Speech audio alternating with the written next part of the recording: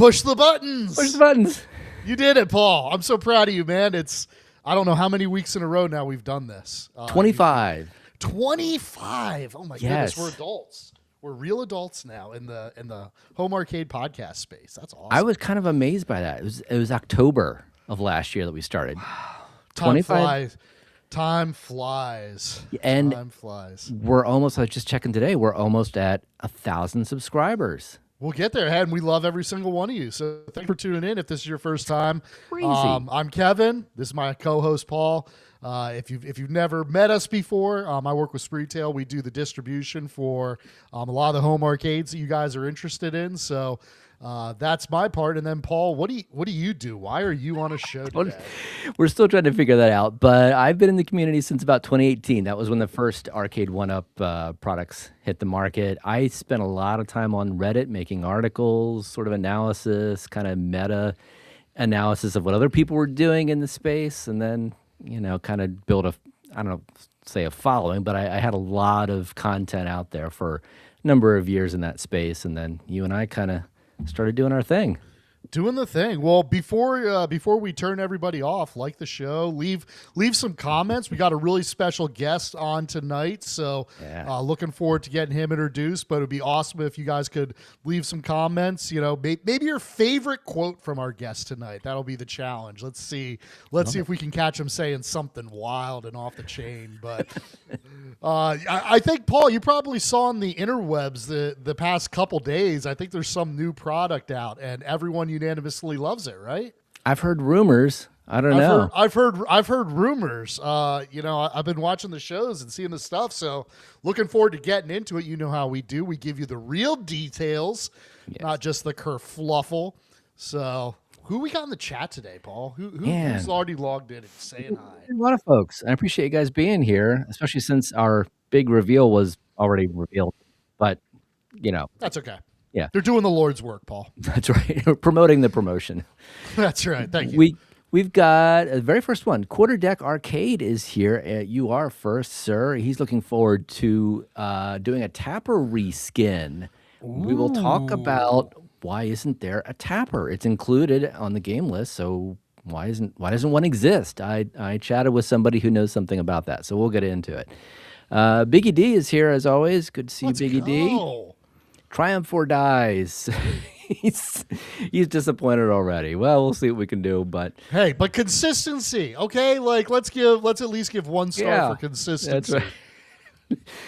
Retro Day, Damien's here. He's looking forward to the big reveal. Well, the big reveal kind of already happened, but we'll get into the details of the reveal, and that will be new. So I think he was looking for a gauntlet cab. Call me crazy, but I think that's where his head was at. Yeah, well, I could live with that. DJ Beat Reviews is here. Good to see you. We got Danny in the house. Cornercade's here. Let's go, Danny. Provolone Joe stopping by as always. Our moderator Josh is in the house. He's a big Rampage fan, aren't we all? Mark Gainey, I don't recall seeing you here before. Maybe I think so. It. I recognize that name. Maybe it's from my emails. I think, Mark, did we have a back and forth on your order? I recognize the name from somewhere. Oh, okay. Oh, maybe you go by another name in different places. That can get confusing too. But he's super curious if the sides of the cabinet are one of each. So we'll talk about that. Into that. Yeah, Dark Tech Kelly, awesome to see you here. Been chatting a little bit on the side here and there with you, sir. Wafflehead is also here. You can't believe it's not Spy Hunter. Can't believe it. Man. I've been looking through some of the old leaks. Kevin, do you remember ever seeing the Spy Hunter prototype leak? No. There was I think one. that was before my paying attention to the web stuff. I might bring that up a little bit later. And there was kind of even a tapper leak. I'll show that to you too. Yeah. Let's see. Who else we got? Gabriel Gray. He was on with us recently. Yeah. He's all about his iconic cab. Still loving that. And let's see. Vic Vicious in the house. He's got a question right away for our guest, which is awesome. He's appreciative of you being here. And he wants to know what our guest's opinion is on the art, which we will definitely get into. He's also got your first super chat, so don't forget to say. I just saw that. All right. Call that out. There you go. Well, thank you, Vic. He's disappointed that it's not an XL, and he would have preferred 2 separate arcade accurate cabinets. over another mashup. Fair Okay. opinion. That is a fair opinion. Yep, we'll get into that as well. Arcade1Up official is in the house, asking who's ready to go on a rampage. I think we are. We got Cameroon, and we got some. There's some love being professed in the chat today, guys. I gotta look at this. Put that up on the screen. There we go. Yeah. Whew. It's not a secret anymore. That is screenshotted and will live for eternity. So. Heck yeah. Both of our subscribers know about it now. That's right. Murph Dog. Murph Dog is here. What's up? Aloha. Good to see you. Stupid Fat Hobbit is here. I hate saying that every time I do. I love it. Oh, well, first Qbert mention of the night. It's there. I got to put it on screen. It wouldn't be a Thursday night if someone didn't say Qbert. Oh, man. Gabriel Gray with an interesting call out. Joust should be in a Williams style cabinet. I wonder if that topic's going to come out. Okay. That's an interesting. Fair enough. Interesting deep dive. But what if Williams was purchased by another company? Then what cabinet? I don't know. Okay. Hopefully we could get an expert in here who knows about this stuff, Paul. That'd be good. We should do that. CPM Audio is here. SD15 wants to know if the he wants to know about the direction of the company. We might get into a little bit of kind of the history of where this cabinet came from. Yeah, we'll tell you the story. There's a cool story. I mean, I don't know. Scale 1 to 10, it's probably like a 5 or a 6, but it's not a normal thing. There's a story behind it. I don't know if it's cool or not, but it's a story. That's fair. Hungry Wolf Guru is here. He hopes everyone's having a great night. So far, so good. Let's see here. All right, tell me if you recognize. I don't recognize this name. Uncle Kip. Can't believe we found you here either, bud. Welcome. Yeah. Cool. Good to see you. Always love having new people here. What's it? Israel Gaming? Does that ring a bell? Yeah, it does. Maybe it's Israel. What's up, brother? Good to see you. Oh, man. Who else we got? Did I miss anybody? Oh, Mike Hawk Hurts. Oh, I better see a doctor. Every week. Every week. So painful. Oh, Sean. You know how to say his last name. Go. Not doing it. Lochran? Come on, tell me I'm close. Who knows? You'll never get it. It's Irish, right? Lochran? I don't know. I'm sorry if I butcher it every week. You got to tell me if I do. I'm sure I do. Oh, man. Okay. Did I miss anybody? I'm just scrolling through here. Oh, I think I did. Steve's Retro Gaming? Low expectation and recycled titles. I mean, that's a good way of looking at it. Low expectations. I mean, they can only go. It's not the most controversial take we've heard in the past couple days. Bobby 1 ALU is here. Hopefully announcing a Bad Dudes cab tonight or a Frogger Deluxe. Well, maybe not tonight. But it should be interesting. Searching for planes. Everyone likes my insanely bright. Insanely bright Pac-Man. Wow, we'll talk about that. That's the J panel lit up there. We'll talk about that. That is aggressive. Yeah. In a dark room, that is very aggressive. Blinded by the light indeed. Oh, I wanted to give a quick shout out to Zero Redux, the little leak that happened. Honestly, Zero Redux was the first person I saw that had it before any of the other content creators that I noticed, and he was kind enough to take it down. But of course, it was the cat was already out of the bag by then. But I appreciated trying to help us out. So and I can't wait to tell everyone how all those leaks affected my past 48 hours of additional work. So you know what? I don't mind it. The guy's out there, he's sleuthing, he's doing the work. I mean, it's not like he went on live stream at like 10 o'clock at night to just do a whole show about it and just read a listing. That would have been stupid to do. And that was your time. The East Coast, it was like 12 or 1 in the morning. I couldn't believe people were doing stuff. But man, yeah. Okay. Let me just see if I missed anybody. Shotgun Sean, I don't know if I caught you yet. He's got to have sunglasses. Yeah. That panel is... Dude, this panel is unnecessarily bright. I mean, that's a wild thing. So I had a version of that. It was a Ms. Pac-Man, but it was an HSN exclusive. They had a version of that for a while, and that panel was not printed well, so it was black instead of being white. but the black always looked super gray because the light was so bright. It just That's so odd. I just did not use that as a lit panel. It didn't work well at all. In fact, I replaced it with a solid panel, but that's a whole other story. Super chat from Mark Gainey. Oh, let me catch up here. Okay. Oh, and I want to say a quick hello to Jay Pace. Oh, yeah. Awesome seeing you. Great guest. Duck 3 Dog. Anything else? Duke Dog? Duke. Probably Duke. Does that make? Yeah, because that probably makes more sense than Duck 3 Dog. I don't know. I just read it like it's English. Paul. I don't know. This isn't like a vanity license plate. I'm like interpreting your, This is Paul's first time reading usernames on the interwebs.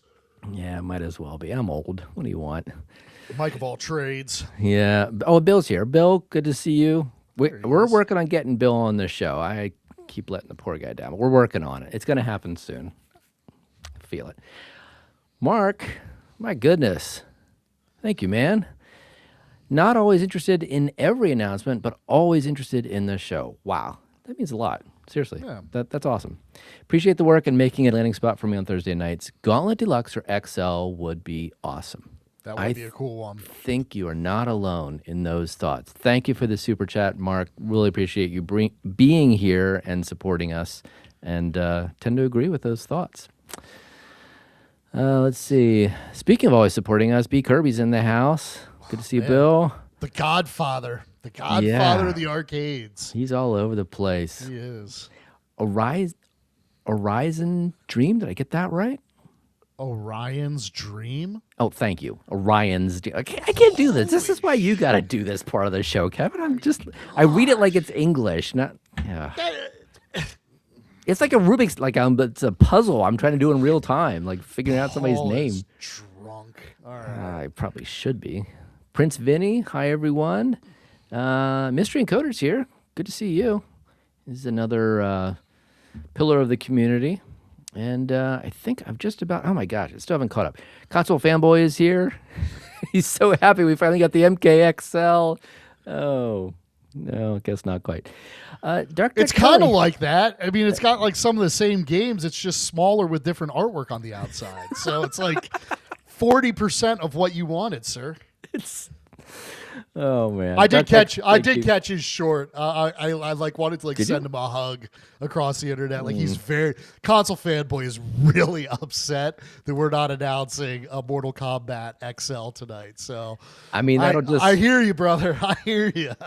That'll just add to the last 4 years of being really upset that there hasn't been a Mortal Kombat XL. So just hold on to your anger. Just keep holding it in. That's the best thing for you, I hear. That's right. Dark Tech, thank you for the memberships. That's awesome. Appreciate that. Won't go through the list of those, but lots of folks there. And I think maybe, am I caught up? Tom Ball. Tom. Good to see you. He's here to witness all of it. See how it goes. Yeah. Yeah, man. Oh, man. Here's another one I don't recognize. I'm not going to try to pronounce this. Okay. I don't blame you. Good choice. Good choice. All right. Fair enough. Ojibwa. What it did done do Arcade Insider panel. Yes, sir. That's how you do it. Yeah. Dre God is here. Stanzy B. Man. All right. Well, I got to stop reading or we're never going to get anywhere. King Ed. People are just going to keep coming in. John's here. Oh, well, he's a look at this. He's an XL guy. I mean, XL and then some. XT, perhaps, some might say. I don't think you can say it's day one when day one was Street Fighter. It's no longer day one, is it? Meaning? If you're Media 1-Up. Honestly, I think Midway Williams XL is day one for me. Oh, are you being like as a purchase? Oh, he'd buy a okay. I was gonna, XL don't tell us you would make a Midway XL day one. No, okay, I misread one, Paul. He's now fanboying like the rest of us. Yeah, we're just waiting for somebody to do a proper XL, Supreme, XT, whatever you want to call it. Agree with that. All right. Saved by Zero. Gosh. Okay. They just keep coming in. Unchained 81. All right. Well, thank you everyone for being here. If I missed you, I apologize. But we definitely want to keep going because we got a lot to cover tonight. It seems like we wouldn't after things already got out there, but actually there's a ton to talk about. And I don't want to belabor things any more than we need to. We have a very special guest tonight who some of you might know. He has been on some shows. He's also been going to like different, gaming events and fan events. But a legend in the industry. I'm just going to bring him right up on screen. Brian Colin, thank you for being here. Thank you for joining us. We have a lot to talk about. Welcome to the show. Did you mute him, Paul? Yeah. There we go. No, there we go. Sorry about that. Yep, we just we had you on mute there for a second, but yeah, thank you for joining us, Brian. I'll just get started really kind of broadly here for folks who don't know who you are. I know there's a lot in your gaming history and beyond that you could cover. Maybe just kind of tell us in a nutshell, perhaps when you started in the industry, and just kind of any quick highlights you want to give for just people who don't know. He's an International Video Game Hall of Fame member, if that tells anybody anything. Just a legend. So, mic is yours, Brian. Okay. I'm probably best known for Rampage World Tour, Arch Rivals, Xenophobe, Pigskin. First game I ever did was Discs of Tron. The next game I did, actually at the same time as Discs of Tron, was Spy Hunter. I started out as an animator. Actually, I started out as a filmmaker. Oh, wow. I was a filmmaker in college. I did a lot of films. I did an animated film once because my lead actress dropped out of college halfway through, and it was filmed back in those days. We're talking like the late 1970s. And so it's like, my senior thesis film, she drops out, but I could draw.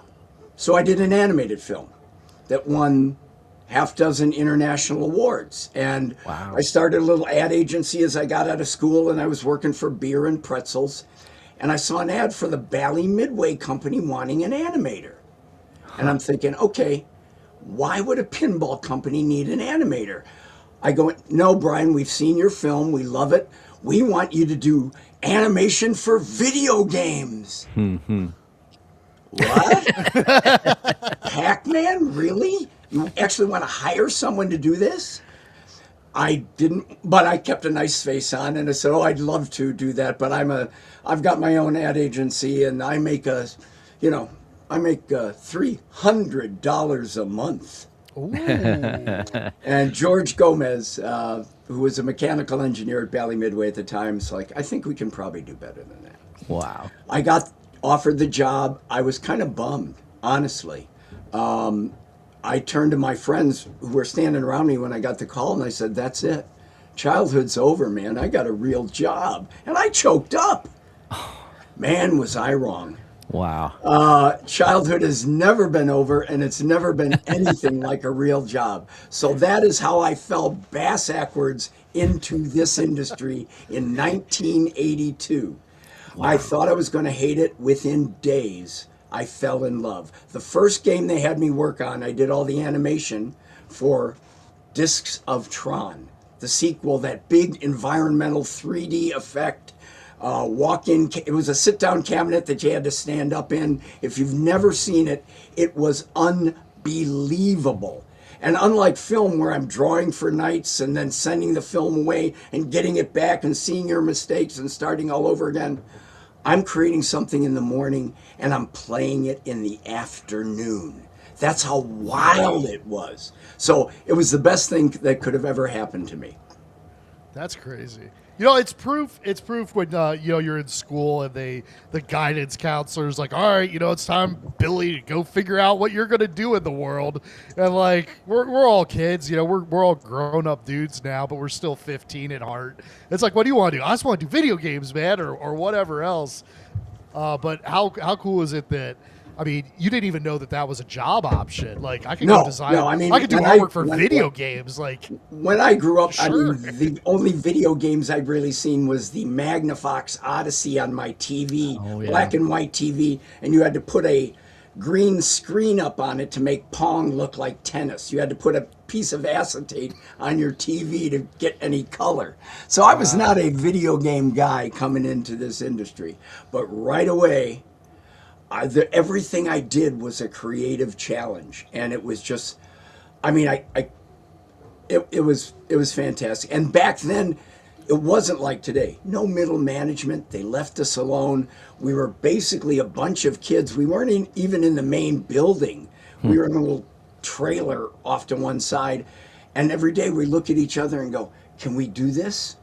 Who's going to stop us? It was wonderful. It was absolutely wonderful. In the early days of sort of video game design, I mean, you can, there's tons of news now about like how the culture and like that sort of sphere is in some ways gone downhill or whatever. But like early in those days, what was the culture like? Like you're going to work and you're here with, you know, like-minded people. Like what was the atmosphere of that kind of job?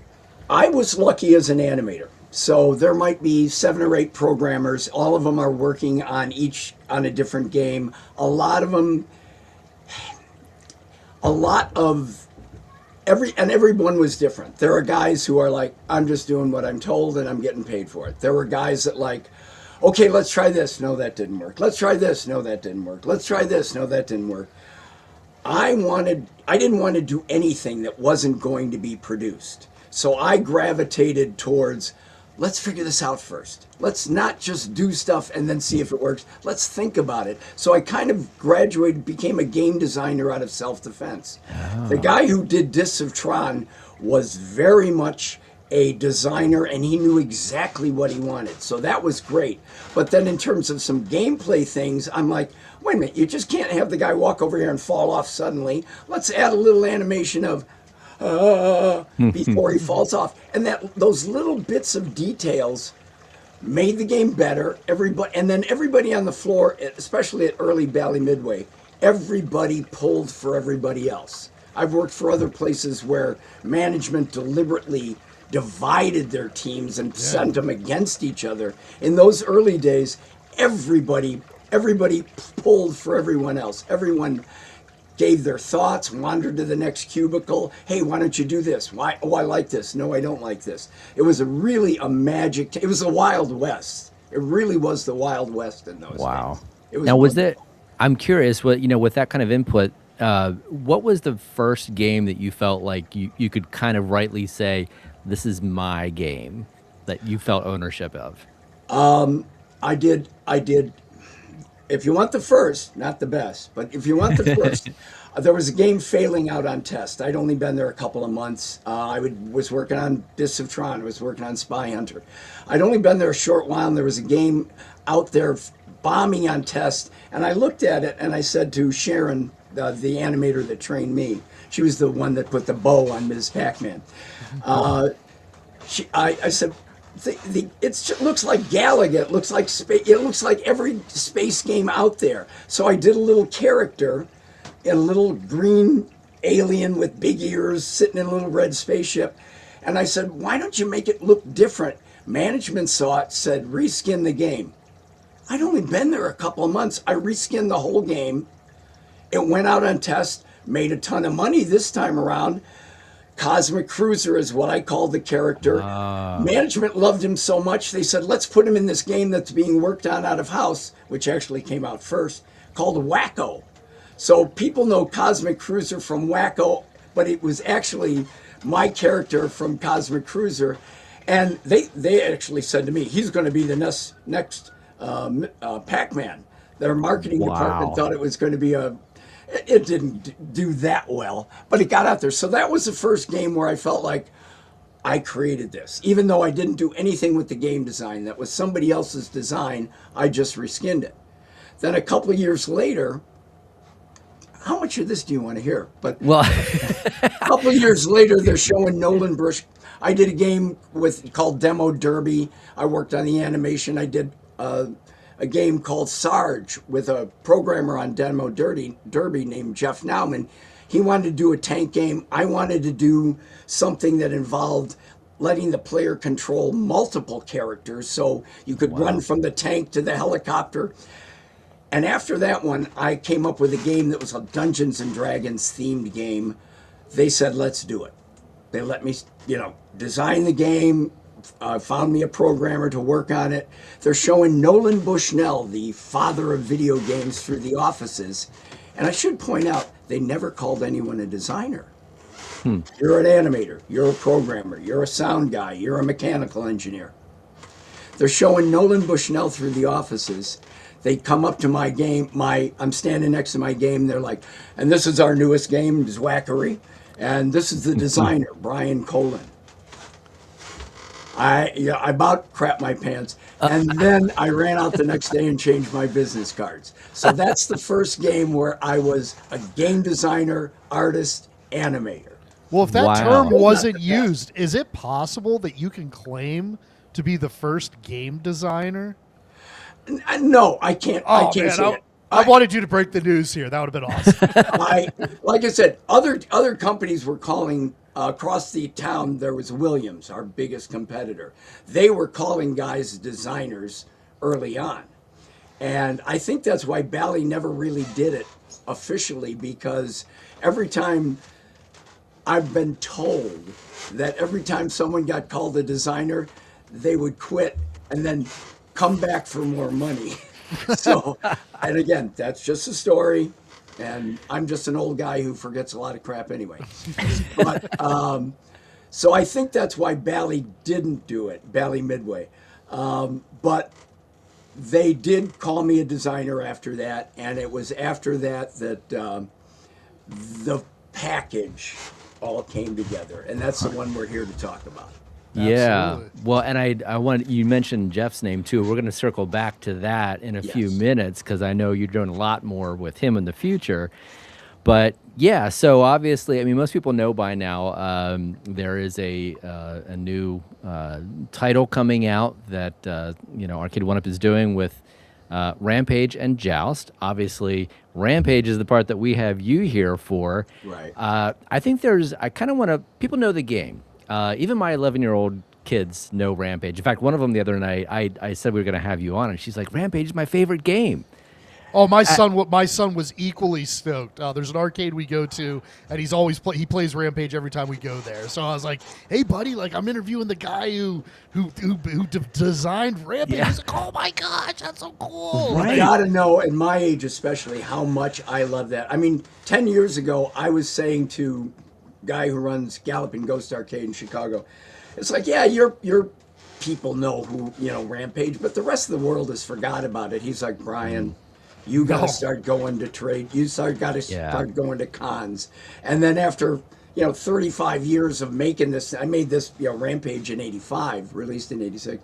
It's like I'm seeing a grandfather with his daughter and her son playing Rampage once again on an arcade machine, and she's holding a baby. Wow. The fact that, your kids love these games means the world to me. It really does. I never get tired of it. That's just an incredible impact, and I mean, just a second to say thank you, right? Like, I mean, you're bringing joy essentially across multiple generations, and as long as we keep bringing them, I mean, my grandkids will probably play Rampage, right? Well, mine do now. Yeah, exactly. So it's, I mean, what a timeless contribution just to the community and to society as a whole. I have been blessed, absolutely.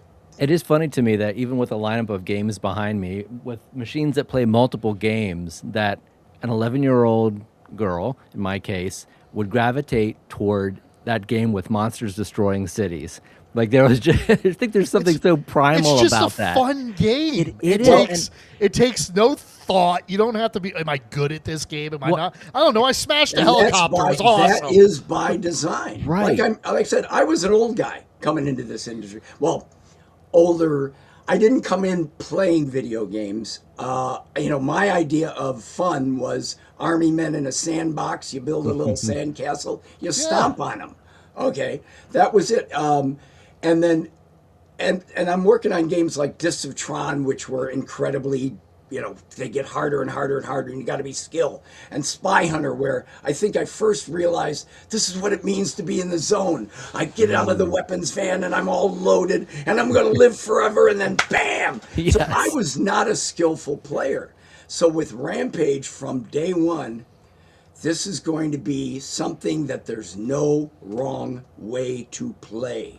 You can team up with these other guys, because I wanted to do a 3-player. You can not, and you're obviously not going to necessarily know them because you're in an arcade. You can accidentally hit them and then fight, or you can you can avoid them and only selectively eat the right things and live longer, or you can just smash and break and tear stuff down. And every window, every little window was a surprise. Yep. And you could ignore them. You know, punch twice, punch once, see it's a guy on the toilet, eat him.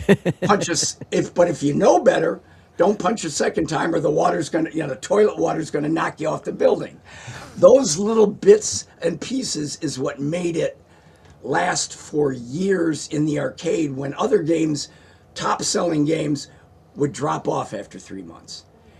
Everybody that knows arcade at a certain point in time, if you didn't know it when it first came out, you found it at a Pizza Hut or a bowling alley or a skating rink because the thing kept earning money. And I'm going to shut up about that now because I keep there's so much good in that. But you mentioned about like the buildings crumbling and everything else. I think in past interviews you said something about that effect being able to hide some technical issues or glitches, things like that. I'm curious about those kinds of little Easter eggs. I mean, everybody knows the game, but some of these kind of behind the scenes stories. Tell us more about that, because it was a challenge back then, right? Well, this is going to answer two questions. The hardware couldn't do Rampage, I was told. Huh. Wow. And I wanted to do background animations. I had just come from a trade show where some of our competitors had background animation and they had scrolling and they had stuff that our hardware could not do. And I wanted to do big characters because the game I had just finished where they called me a designer, I had done really big characters by combining these foreground sprites into that had never been done before. Wow. We came from this thing, myself, Sharon, Mike Bartlow, sound programmer, and Jim Belt, who was a marketing testing guy, are sitting there in a room, and I want to do background and Brian, they're not going to do that. But wouldn't they, could you? Brian, they're not going to do that. But they did it, and Brian, you got a rectangle. It doesn't move. The most you can do is rewrite it. What do you, and then I had, in the previous game, Sarge, I had figured out a way to fake scrolling across the screen by just having the programmer rewrite it very fast. And as long as you went fast enough, it wasn't just going, wow. Fake scrolling. So they said, well, you can move a rectangle. What are you going to do with a moving rectangle? Sharon, a building is a rectangle. A building crashing into itself is a moving rectangle. If we can, as we rewrite stuff, if we can rewrite the windows in little pieces, if we can, I ran out and got Jeff Nauman, who I'd worked with on Sarge and Demo Derby, ran out and got him, Jeff, can we do this? And what knocks down big buildings? Big characters. We all knew from that instant we had next year's #1 game. I wrote it up that way. It's like the psychology of Rampage, or why this is next year's #1 game. Took it to my boss, and he said, no. Of course, that's what bosses do, right? He had something else he wanted Jeff to work on. No problem. I'm going to the top. Sharon was had been there the longest. She said, no, I can get you up to see the top people. I went to the head of engineering. He laughed. He says, this is hysterical. This is great. So we can do it. No. Because you got to remember, back then, arcades were these places that suburbanites didn't want in their hometowns because they would bring in a bad element. Right. I don't know if they were thinking of hippies or bikers or all sorts of other scary people in 1984, 85. But he said, no, the top 3 guys won't go for it. No. They all said no. Jeff and I started on it, though, because I wanted to prove we could fake animation in this hardware that the hardware guys couldn't do it. We started on it. 3 weeks later, the top 3 guys got fired by Bally. Nothing to do with us.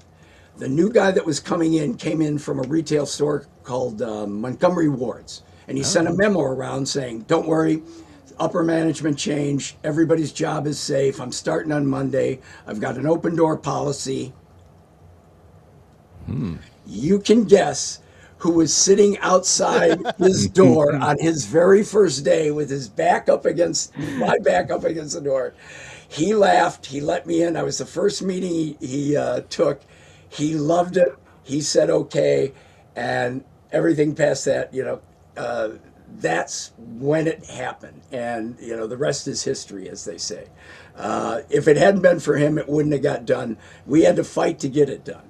And, Wow. And then it became the highest earning video game of all time.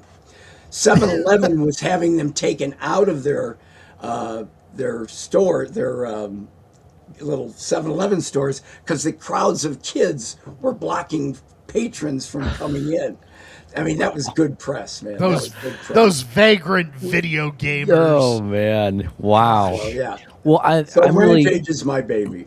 And again, it's a team effort. I say it's my baby for a lot of reasons. Oh, and then not best of all, but one more thing.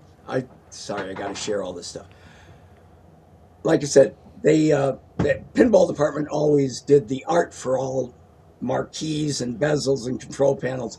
And the head of the pinball department, art department, came up to me and said, "Brian, why aren't you doing the art for Rampage?" I can do that too. So Rampage and every game thereafter, I did the cabinet art as well. So that is awesome. We can talk about that later too. So was that unique to the company that you were in, that the artist wouldn't necessarily do the cabinet and marquee art? Like, you wouldn't necessarily have the same groups of people doing both? I don't know. I believe so. At least I believe it was similar over at Williams at the time. Yeah. But one of the things I probably should have said up front, a lot of these questions are my feelings and my opinions as a young kid in a great place who was working on, at almost any given time, 3 or 4 or 5 games at once, having a ball, getting paid for it. I did not follow the industry. The most I did was, at the 2 or 3 annual trade shows, is walk up and down the aisles to make sure there wasn't anything too close to what I was working on. I didn't know what was going on in the industry. In hindsight, I find out that we were maybe at the epicenter, but I didn't know that back then. I didn't care. I didn't care. So I really don't know what things were going. I found out things later, but I couldn't tell you if everybody did it the way Bally did.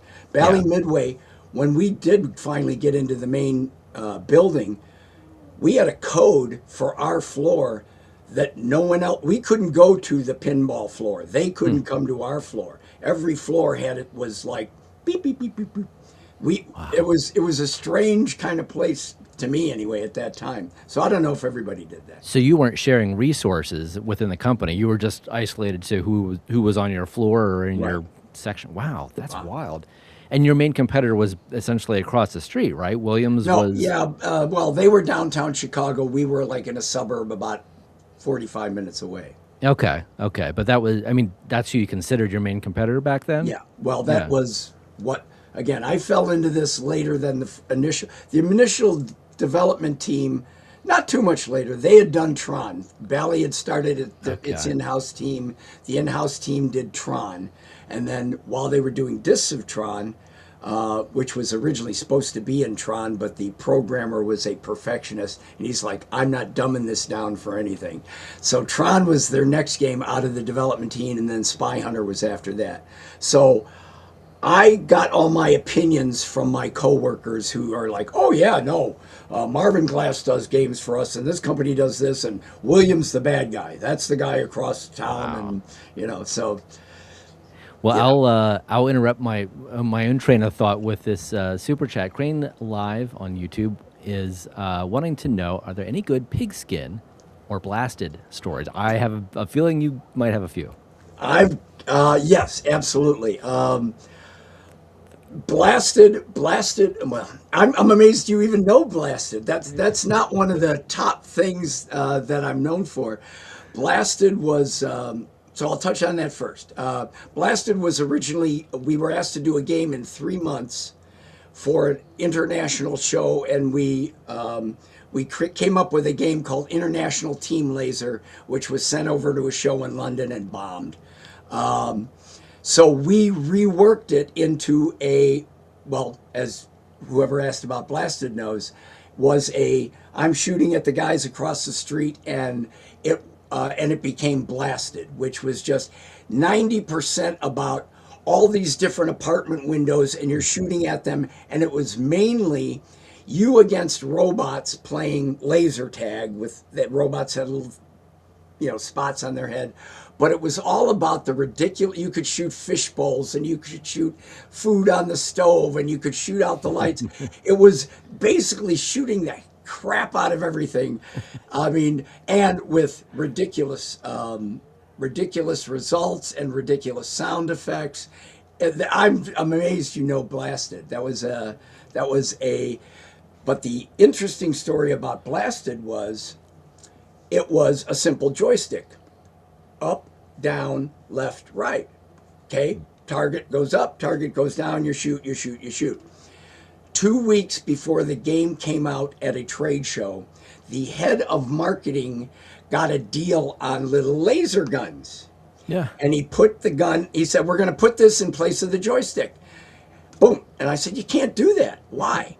Because when you pull a joystick down, the gun points up, and when you point the joystick forward, point the joystick forward, the gun goes down. Players aren't going to do it. He released it at the trade show with the new guns on it without us having to do any code. It bombed at the trade show. Wow. we got him to take the guns off when it went into full production, and so it actually did finally sell some. Huh. But yes, I mean, one of those things where this is later, Blasted was later in the 80s, so it was not this is where management was taking more of a, why don't we get involved with you guys sort of thing. So that's the story behind Blasted. Pigskin, I got a lot of great stories. Can you pick one? Is there one in particular that comes to mind for Pigskin, just so we give it its due? Pigskin was, I got to go back to Arch Rivals. Arch Rivals was the first real sports game where, as I mentioned earlier, I always wanted to do more games where player was controlling multiple characters. And Jeff Nauman walked into my office one day, throws an airline barf bag down on it, and says, I got it. We'll do basketball. And for the first time ever, we can do real basketball strategies. We can pass. We can call for a pass. We can shoot. We can block. We can do a pick and roll. And it's like, at that, he lost me. It's like, Jeff, you're 6'2". I'm 5'8". And our clients, our players out there, some of them may be basketball players, and they're going to love this, but most of them are just nerds. They're going to need something. So I added the punching, the fouling, the pulling down the pants, the tackling the guys. And we were about 3/4 of the way through it. And Bally Midway was bought out by our biggest competitor, Williams Electronics. Wow. Jeff and I were the only 2 video game designers they kept. And we finished Arch Rivals for them. I found out later, although it was rumored at the time, the multi-million-dollar sale of Midway to Williams was paid for by the sales of the success of Arch Rivals. Wow. Our next game was going to be Arch Rivals football, and the new Williams Bally Midway said, no, we got a football game in the hopper. I said, okay, then we'll do rugby. No first downs, no timeouts, no rules. We gave one team was Huns, like Attila the Huns type of characters with axes and swords and torches, and the other team was Vikings. And it was ridiculous, and it was a ton of fun. And sometimes, like I say, it was doing great out on test. And I came up with the marketing idea. Because I'd done some marketing on some of my earlier games, Arch Rivals and Rampage. It costs 8 quarters to play a full game. Let's let them buy in. If they buy in everything up front, we'll let it only cost 6 quarters. Jeff said, great. We put that in the game so that you get all your money up front and they would get the same game and it would cost less. And it went. But we did that like a week before it went into production. Went out there still earning like this, dropping for a day. Earning like this, dropping for a day. Jim Belt, the testing marketing guy, comes up and is like, Brian, what could it be? It's like, I don't know. finally, Jim comes back to us and goes, you know that little feature you added there a week before it went out? It caused a bug. If somebody else bought in while one player was buying in, the game played free for the rest of the day.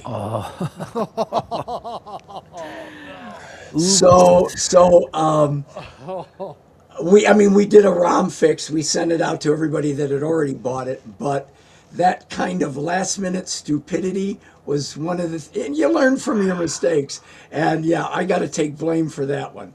But it did do well, and it ended up being, like a lot of my games, it got ported to the home system. I think Jerry Glanville's Pigskin Footbrawl is what it was called on the home side on Sega. But yeah, that's my Pigskin story, and yeah. Wow. Yeah, well, not everything I do is brilliant. But the color behind that, no one would ever know. But this is something I don't know about. Josh, thank you for the super chat. What are the letters to the cities? What is that all about? The letters to the city. Oh, well, yeah. As I mentioned, my boss didn't, and no one wanted to do Rampage. So, and because there wasn't much visual change, because we were pushing that early hardware to the limit, we did 128 cities across U.S. and Canada, and we picked them by their names and where they were located. The first city had to be in Peoria, because as a former filmmaker, that was something the movie producers would always say, will it play in Peoria? So we started there, and I went to marketing. I said, hey, we're destroying 128 cities here across the continent. Write them a letter that says, write on press release to every newspaper, every TV station, your town, your Chicago is about to be destroyed, and then explain it. And marketing said, go ahead. No. So I wrote letters to every newspaper, every TV station in all of those cities. And we're talking, this isn't, computers were not the same back then. These are typed letters sent out to everyone and generated hundreds of, sometimes first small enough town that was front page articles with giant, the collection I have of articles from around the country is wonderful. But that, again, I had to do that, but there was no way I was not going to, because this was, like I say, a total passion project for me, for Jeff, for Mike Bartlow, the guy who did the sounds, all of us, Sharon, Jim, and really everybody else on the floor. Because like I said, back in those days, everybody pulled for everybody else.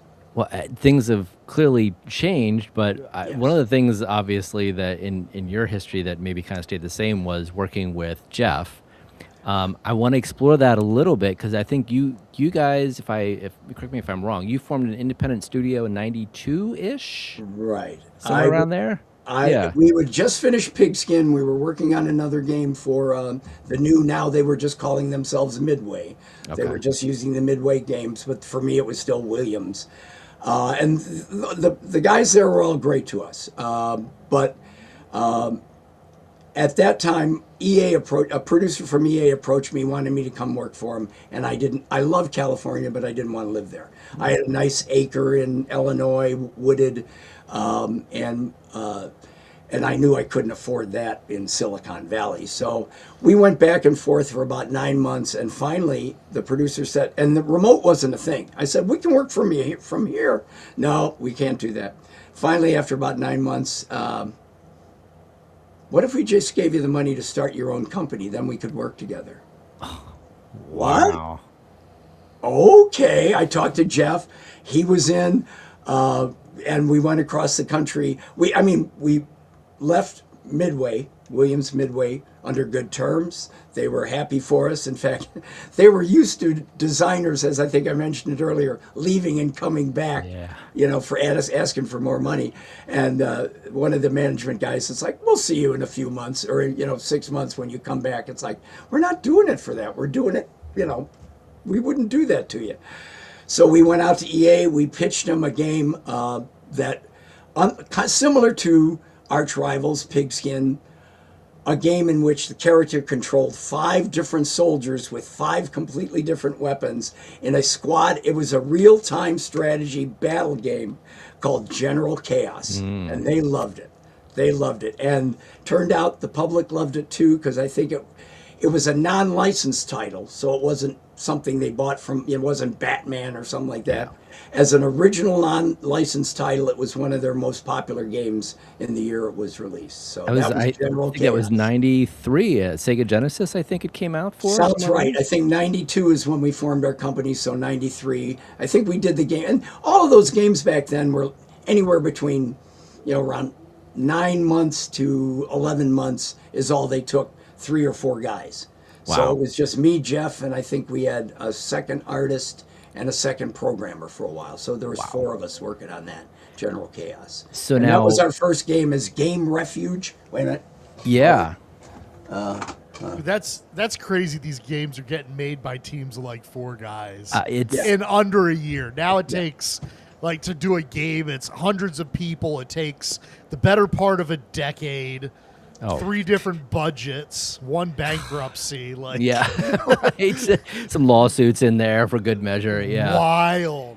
Now, as part of this new company, that's also when you released what I think would be considered the sequel to Rampage, correct? Right. We were doing we kept doing games we kept doing games for anybody who asked us, but we were doing a fighting game for that didn't get finished for Midway, and their marketing guy was like, we got our 14-year-old male covered with Mortal Kombat now. We got blah blah, but we need something that appeals to a broader audience. And Jeff and I looked at each other and said, let's redo Rampage.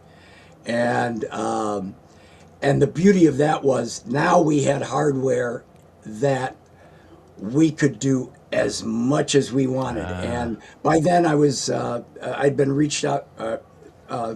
Tips and Tricks Video Games Magazine editor Chris Bieniek reached out to us. He was a fan of our games, and he's like, "You got to put hidden stuff in this. You never do this. Start putting more Easter eggs." So there is about 15 pages of secrets in Rampage World Tour. One of these days I say this all the time, but I got to publish it and get it out there to fans, because there is so much in that game that you can do.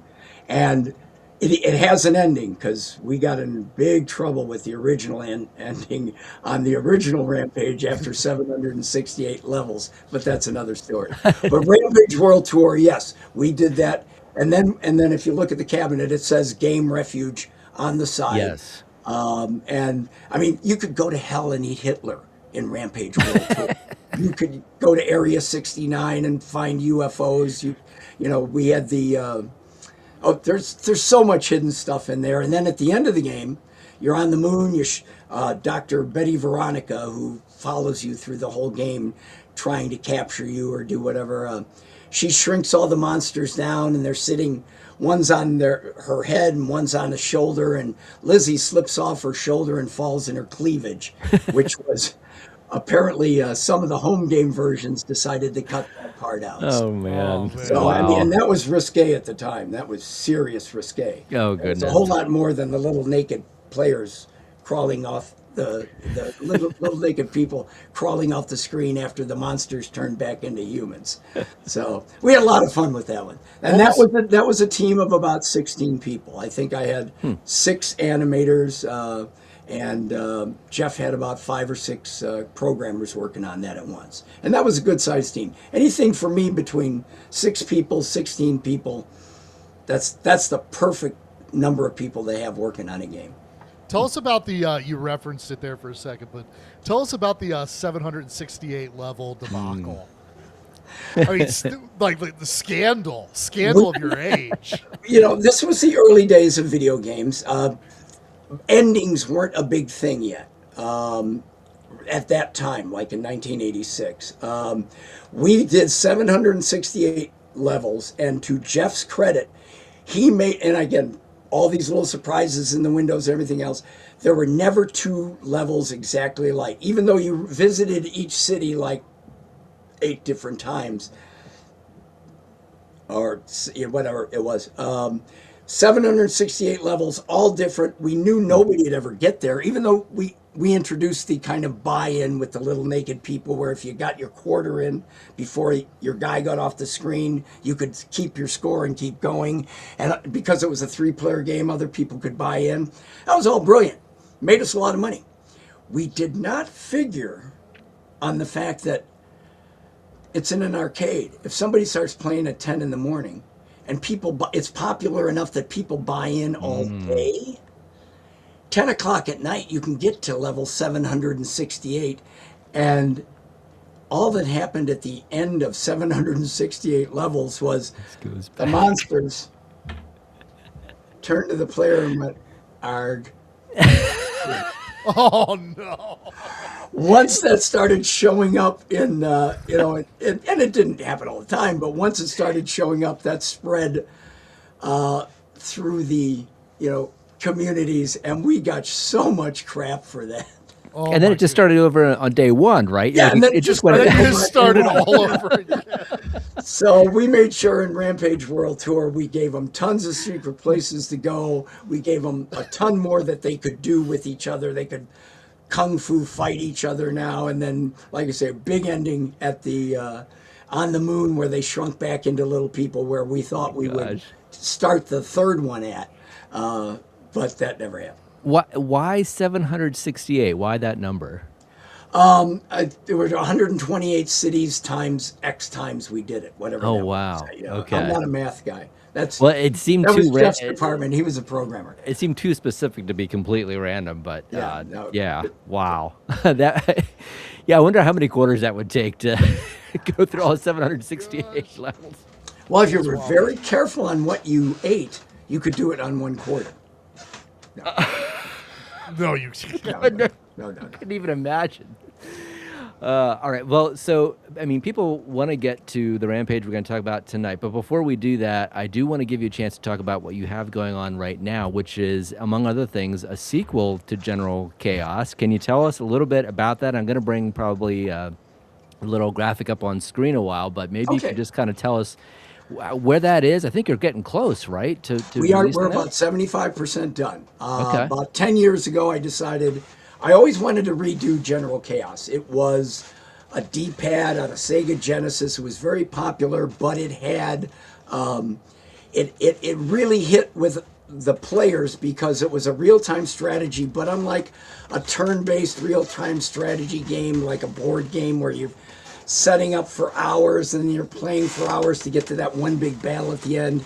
General Chaos was battle after battle after battle, and you are fighting from moment one. And you're controlling your characters around the screen, and it was chaos. It was ridiculous. About more than 10 years ago now, I decided the time is right. I had a good team. We're going to do this. I had animators working on stuff, creating characters. I had programmers who were industry veterans getting started on it.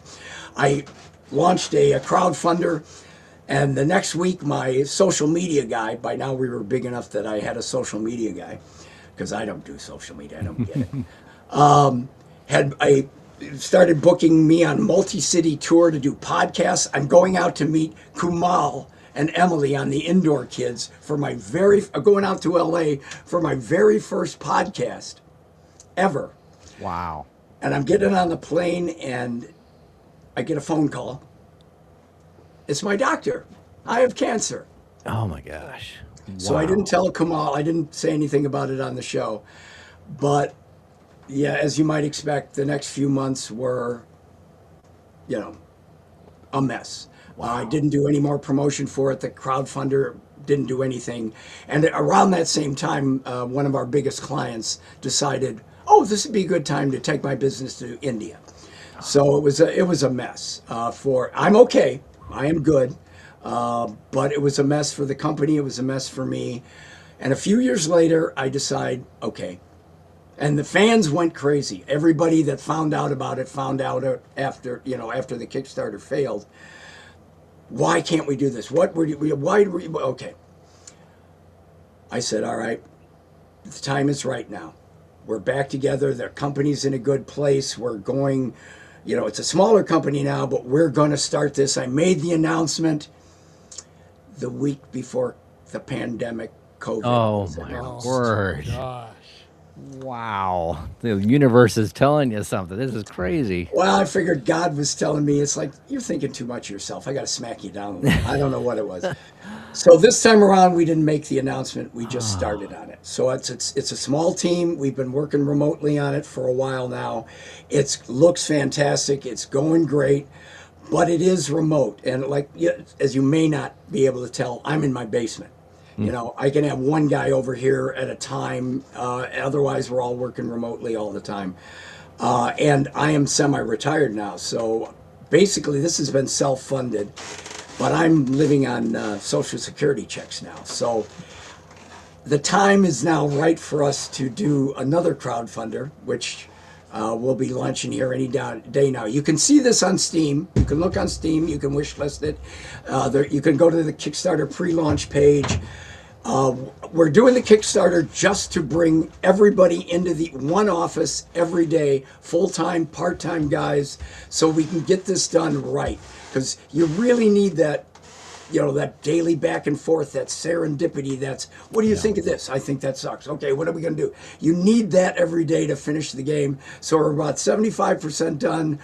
If we can get this funding, I can get everybody into one office and we'll get it done by the end of the year.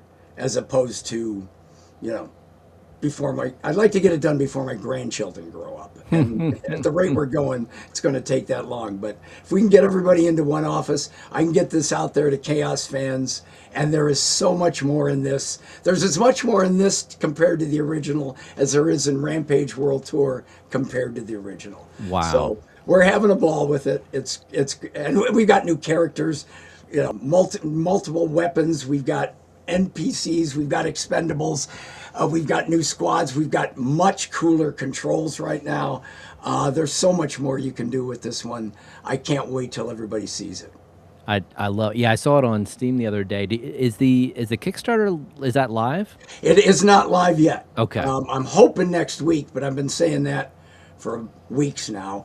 Every time I turn around, we get together and we're like, oh, we got to change this to this. Oh, we got to do this. I finally got everything to the place where now all I've got to do is finish putting it all together. And I'm hoping it's out by the end of next week, or maybe the middle of next week. Let us know. We'll yes, share that. I absolutely will. Yeah, share that with us. I bet you've got over 100 Kickstarter backers watching you as we speak. So, please. So yeah, that'd be great. That'd be great. And Sean, there are trailers out there. I don't know if you call them trailers, but there's snippets out there that look pretty awesome. I love the animation. I'm terrible. I'm a pretty good game designer, but my marketing game sucks. I am not a social media. I'm too old for social media. I don't know what this is. I don't even know what we're doing here. Is this going to be seen by anybody? We don't either, and probably not. Okay, but right. We're trying. All right. But yeah, you can go to YouTube, Brian Colin channel. You can see a lot of junk there. For anybody that's really into old stuff, look at So You Want to Be a Video Game Designer. You'll see guys like Eugene Jarvis and Mark Turmel and Jeff Nauman and myself and George Gomez and tons of the old classic game stuff. Most of you out there are probably too young to even know what I'm talking about. But that was shot around. But why did I move to that? I'm sorry. There are clips from the new Major Snafu game, action clips on there, and then as soon as the Kickstarter launches, there will be a lot more. And awesome. Do I have it correct that you're going to be in? Let me see if I have this right on. I'll put on screen here. Oh yeah, Cincinnati. Yeah. This weekend I'm leaving tomorrow morning, heading out there. There you go. Yeah. So Cincinnati this year. I'm going to be in CorgsCon in Columbus. I'm going to be in, I'm going to be in Utah, and I'm going to be in Moose Jaw, Saskatchewan, which is, I think, the only Canadian city I destroyed in Rampage. So that's in September. So I don't know if they're going to hang me up, when I get into the town. I apologize to the people of Moose Jaw right now. You probably got some Canadian viewers here. We are friendly with the Canadians on this show, so we can send you their greatest emissaries to make sure that you're safe.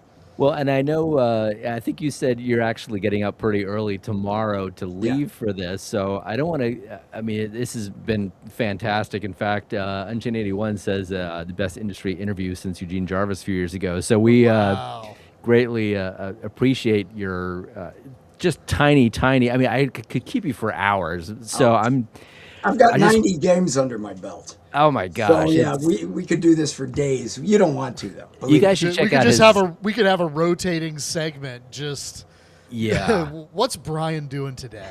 Seriously, check out his Wikipedia page. It's just like it just goes and go. It's it's really impressive. But yeah, in any event, Brian, before we let you go, and you're welcome to stay as long as you'd like, I definitely want to get your reaction to the product that some of Yes. our Yes. viewers would like to have your opinion on. You know, there's obviously some controversy, and maybe. Kevin, if you want to just kind of give a brief little intro while I pull up some of the images a while, and kind of tell us about it a little bit. Awesome. So, Brian, I don't know if you're aware, but recently, Tastemakers, who had owned the Arcade1Up brand, fell on, we'll call it, some hard times. Right. And at the end of last year, they were purchased by a company called Basic Fun. And Basic Fun has basically been a shot in the arm to keep Arcade1Up alive and keep these products rolling. So when Basic Fun came through, they purchased some select assets. You know, there's some different just different things as far as you know how to build the product, the different ROMs, the different titles, you know, licenses that have been done. They have all that information. Right.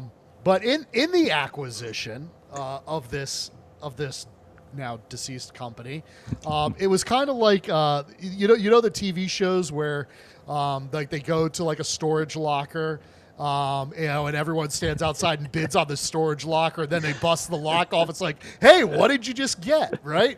Well, what'd you spend your money on? Well, one of the things that they found out that they had spent their money on was there were a few thousand of these.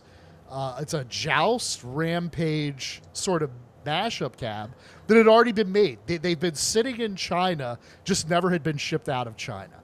And so, you know, the Basic Fun guys came to me, and I had actually asked Arcade1Up about 2 years ago. 2 years ago? It might be 3 years ago now. I had actually requested a Rampage cabinet because it is the best-selling game of all time, and it's a classic, and it hadn't been available. So it was actually on I give a buy list. It was on my buy list, and they said no thanks. But then they went and did it anyway. So interesting here, just to give people a little bit of insight. In some ways, it is of course, that's what Arcade1Up would do in a mashup cab. So on the left-hand side, you have Rampage artwork. On the right-hand side, you have Joust artwork. And then the bezel around the screen is a kind of blend of the two.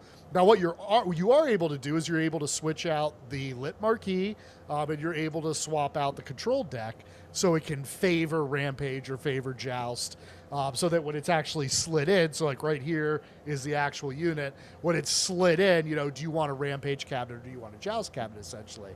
But I think behind the scenes, we were talking about the show, before the show, you kind of brought up an interesting sort of like, why would these two things kind of be together? So there's a little bit of lore there, I think. Well, I think I've given you enough ammo to kind of go off for the next 15 minutes. Well, yeah, we were Midway and Williams. Yeah, they were the other guys. You know, we were the other guys, and so there was that rivalry, very much so. And like I said, I was not.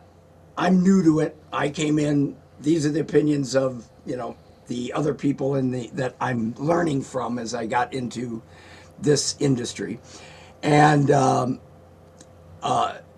as it happens, when the first when the first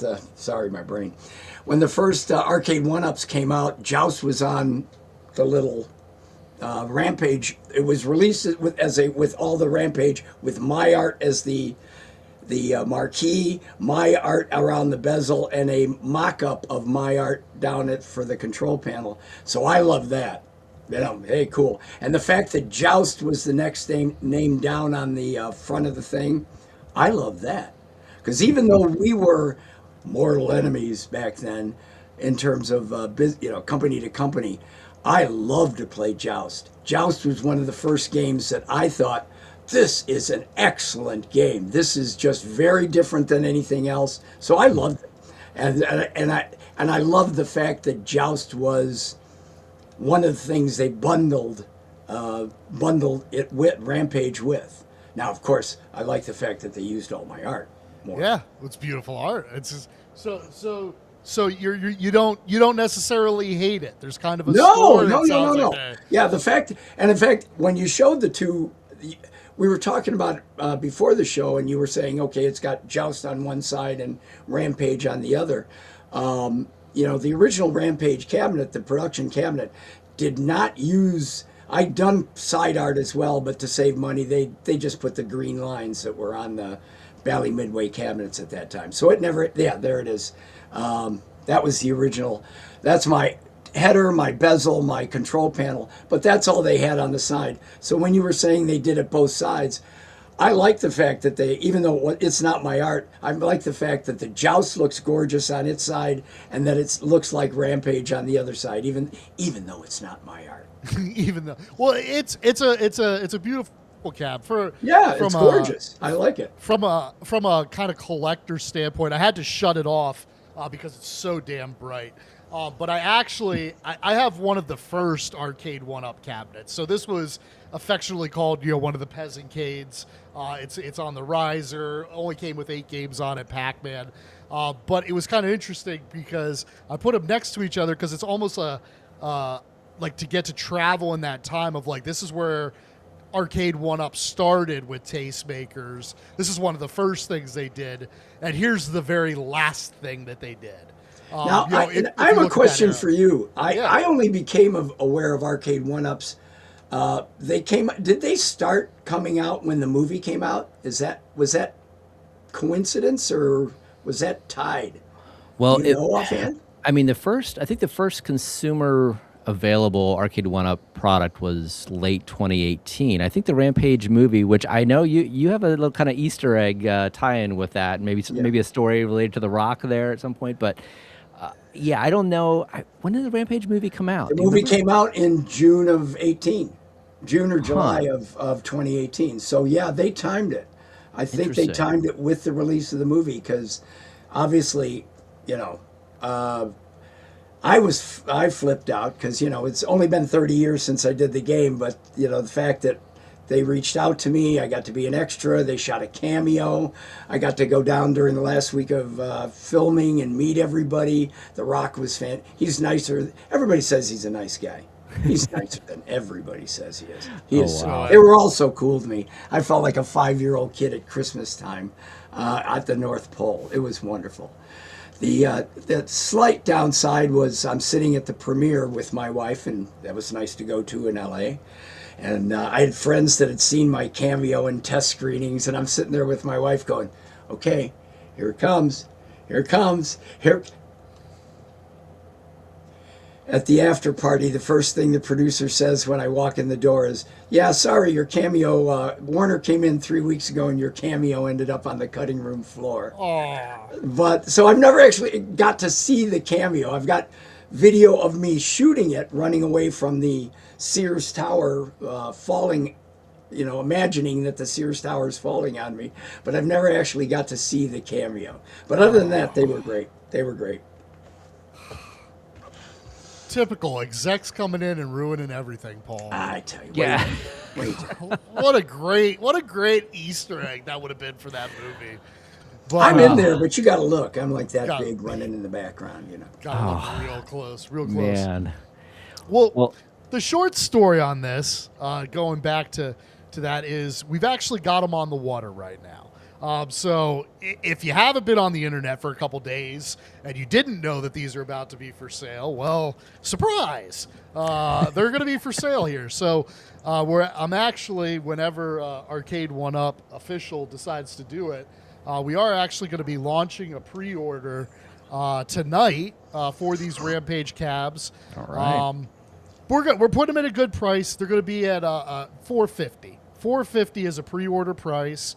So cheaper than what's on the market right now. Nice.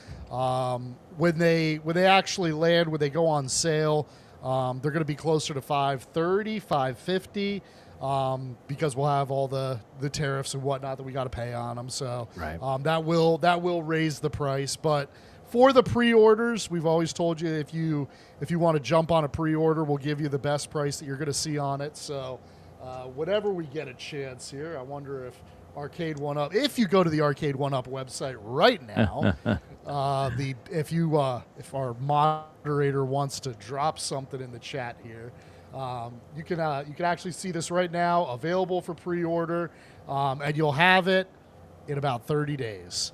So these are already on the water. We're already getting the shipment scheduled, so this will not be a repeat of a previous pre-order that took 17 months to get to us. We're learning lessons as we go. So I would invite everybody, if you were waiting for a Rampage cabinet, I know I was looking for a Rampage cabinet. It's a beautiful cabinet. I think we've got a close friend who's going to be doing a review of that here very shortly. We can plug that at the end of the show. Yeah. And he'll go do the details, but definitely throwing that out there. That's live. That's ready to go. So Jay's got a great idea here about, if Brian was able to sign part of the cabinet, it would increase the value significantly. I'm wondering, Brian, if you would, because you go to these different shows and things, if someone maybe showed up with perhaps a marquee or a control panel or something like that, if you'd be willing to sign that for them.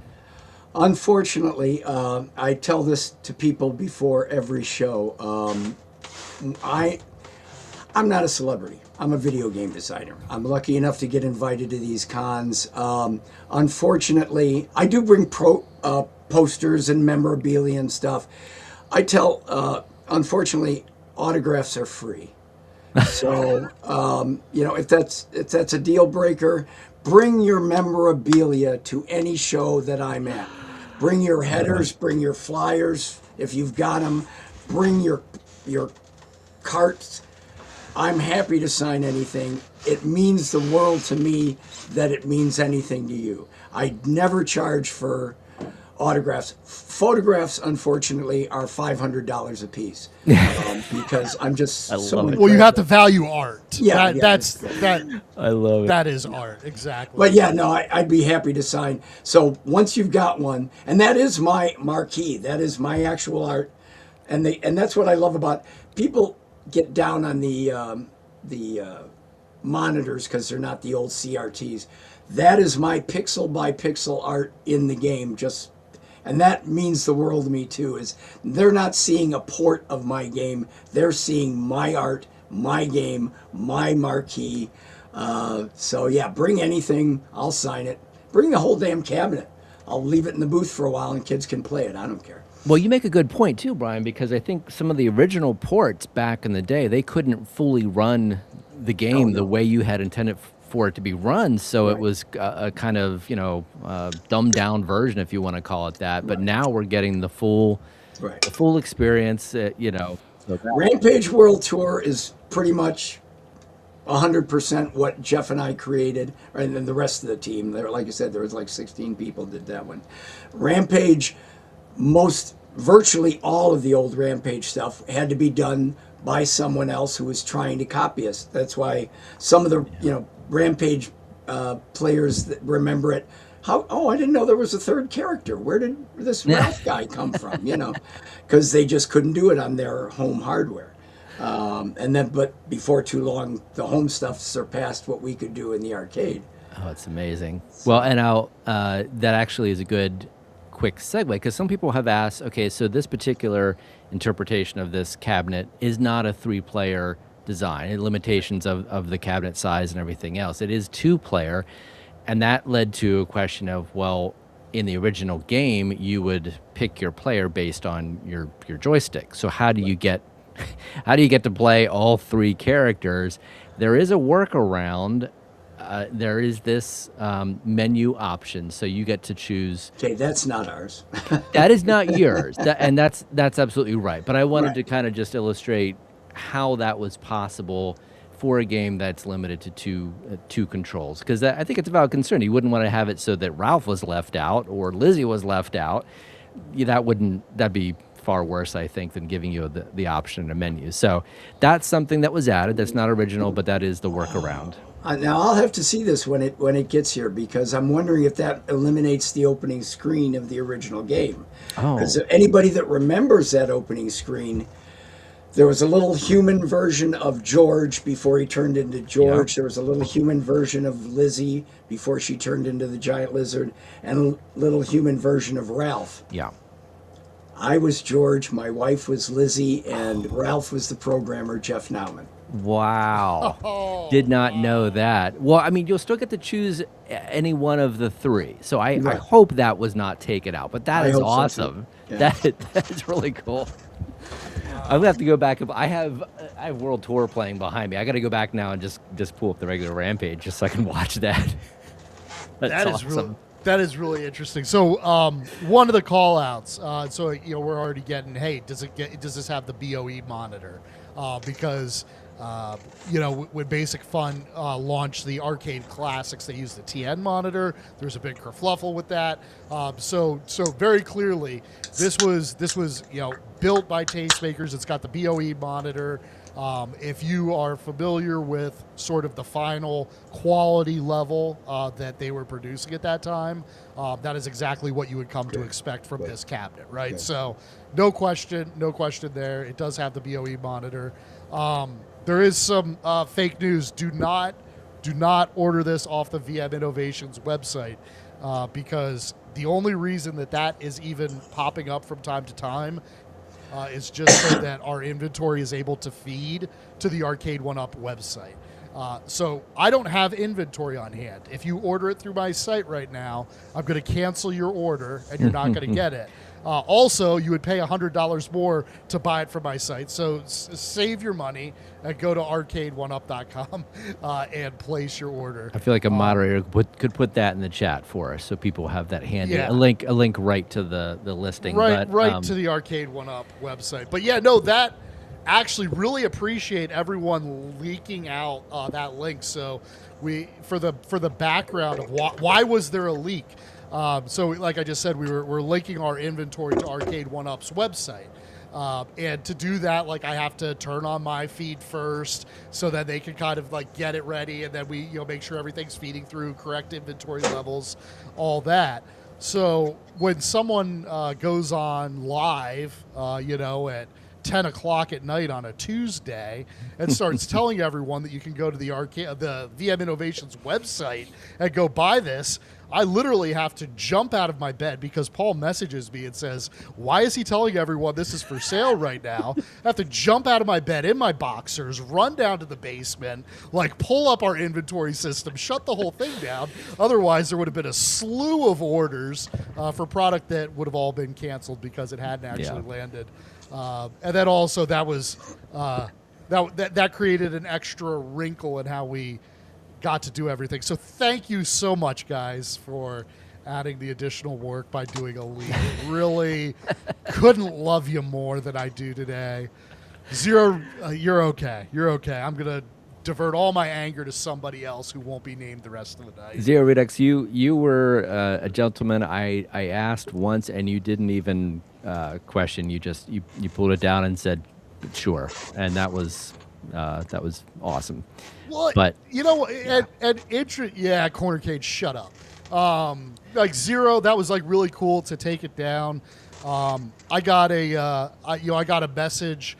I don't know if he wants me to share his name, but one of the guys with a very big show, he sent me a message. He's like, hey, do you want me to cover this now? Or, would you rather I wait and, kind of do my piece after your show comes out? I was like, I'd really appreciate, we've got a great show. Brian's coming on. we'd really like to make sure he gets as many guests as possible. And he's like, not a problem, cool. You know what I mean? So for as much as I'm, disappointed in one very specific person in our community, there were also several wonderful people in the community. So, yeah, good times. Leaks are part of the fun, though, right? Leaks are part of the fun. At the end of the day, there were a lot of people, I think, that were still just excited to see Rampage in a slightly larger cabinet than the first one that Arcade1Up did, which had the riser. This is taller. This looks closer to the real thing. We know it's still not. It's not an XL. It's not a bigger form factor. Well, but you have for some people, for they reference, like that. Yeah. So, I mean, for reference, here's 3 form factors everybody knows, right? You've got your riser size, you've got the Rampage, and then you've got Time Crisis. Yeah. So if you're curious on how it fits size-wise compared to everything else, you got Big Buck Hunter over there, Iconic Arcade over on the side in its own size category, but you can really see how that fit. As far as the marquee and the control deck I chose, I went with Rampage. Okay, like let's do it right. That was my favorite. That's my son's favorite. I'm gonna have it slotted in with my other arcades. So I'll see the side art the day I put it together, and then anytime that I reorganize my arcade. But from the front, I have a Rampage cabinet. But if you wanted to see some of the, I don't know if this will show up, but the way it works is you've got these for the marquee. They've got kind of like a transparent piece. You slip it in between 2 pieces of plexiglass. That's how you get to change out your marquee. Yeah. And then I still have I'll keep this in the bag in case I ever do change it out. But then you've also got the Joust control board. So that would go down directly on the control board. And then you have that plexiglass protector that everybody loves so much that when Basic Fun didn't use one, the whole world was up in arms. That's what sits on top of the control deck. So whichever one you put on, it's going to be protected by the cover there. So pretty cool design. So now the logistics of this, and Brian, if you have to go at any point, just let us know. We're getting into some of the nitty gritty details that fans. If I doze off, just then slide down. Half our audience will. They'll zone back in later. Okay. What did I miss? Yeah, but no, we won't take offense at all, but we're going to kind of geek out about some of this stuff because people want to know things like, Kevin, you could probably answer this. So if you want to replace the marquee, that is not necessarily something you can slide in without removing a side panel, correct? You pretty much, once you build it, that's probably how you're going to build it.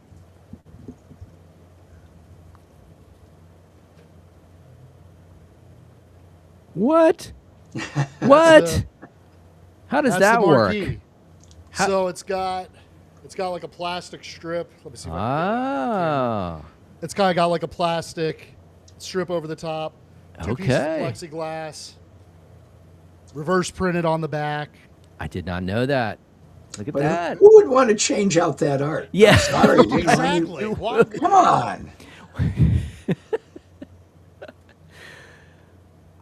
I think we need to have a. And that's. I didn't have that loose for to be able to do that on the show. That's how it is. That's how easy it is to change out. If I want to change out my control deck, I've got 4 screws. Take off the plastic cover. Change out the deck. I feel like we need a game Refuge Brian only cabinet. It just has, arch rivals. It's got all it's got a world tour, the whole thing. It's got just maybe General Chaos is on there. Just yeah. We're going to one of the stretch goals. Well, it's actually not one of the stretch goals. One of the highest rewards in the new Kickstarter is a General Chaos arcade game that's going to be done by Gallopin' Ghost Productions. Oh wow! So yeah, it's not a cheap thing. But yeah, we've been talking to them about it for a while now. So just a one-off custom, not a production run. One-off. If they make one, they're probably going to make more. I've done other games with them that they've then sold as arcade games around the country. So interesting. Yeah. So yeah, I'm hoping somebody buys it. I'm hoping somebody springs for it. But you never know.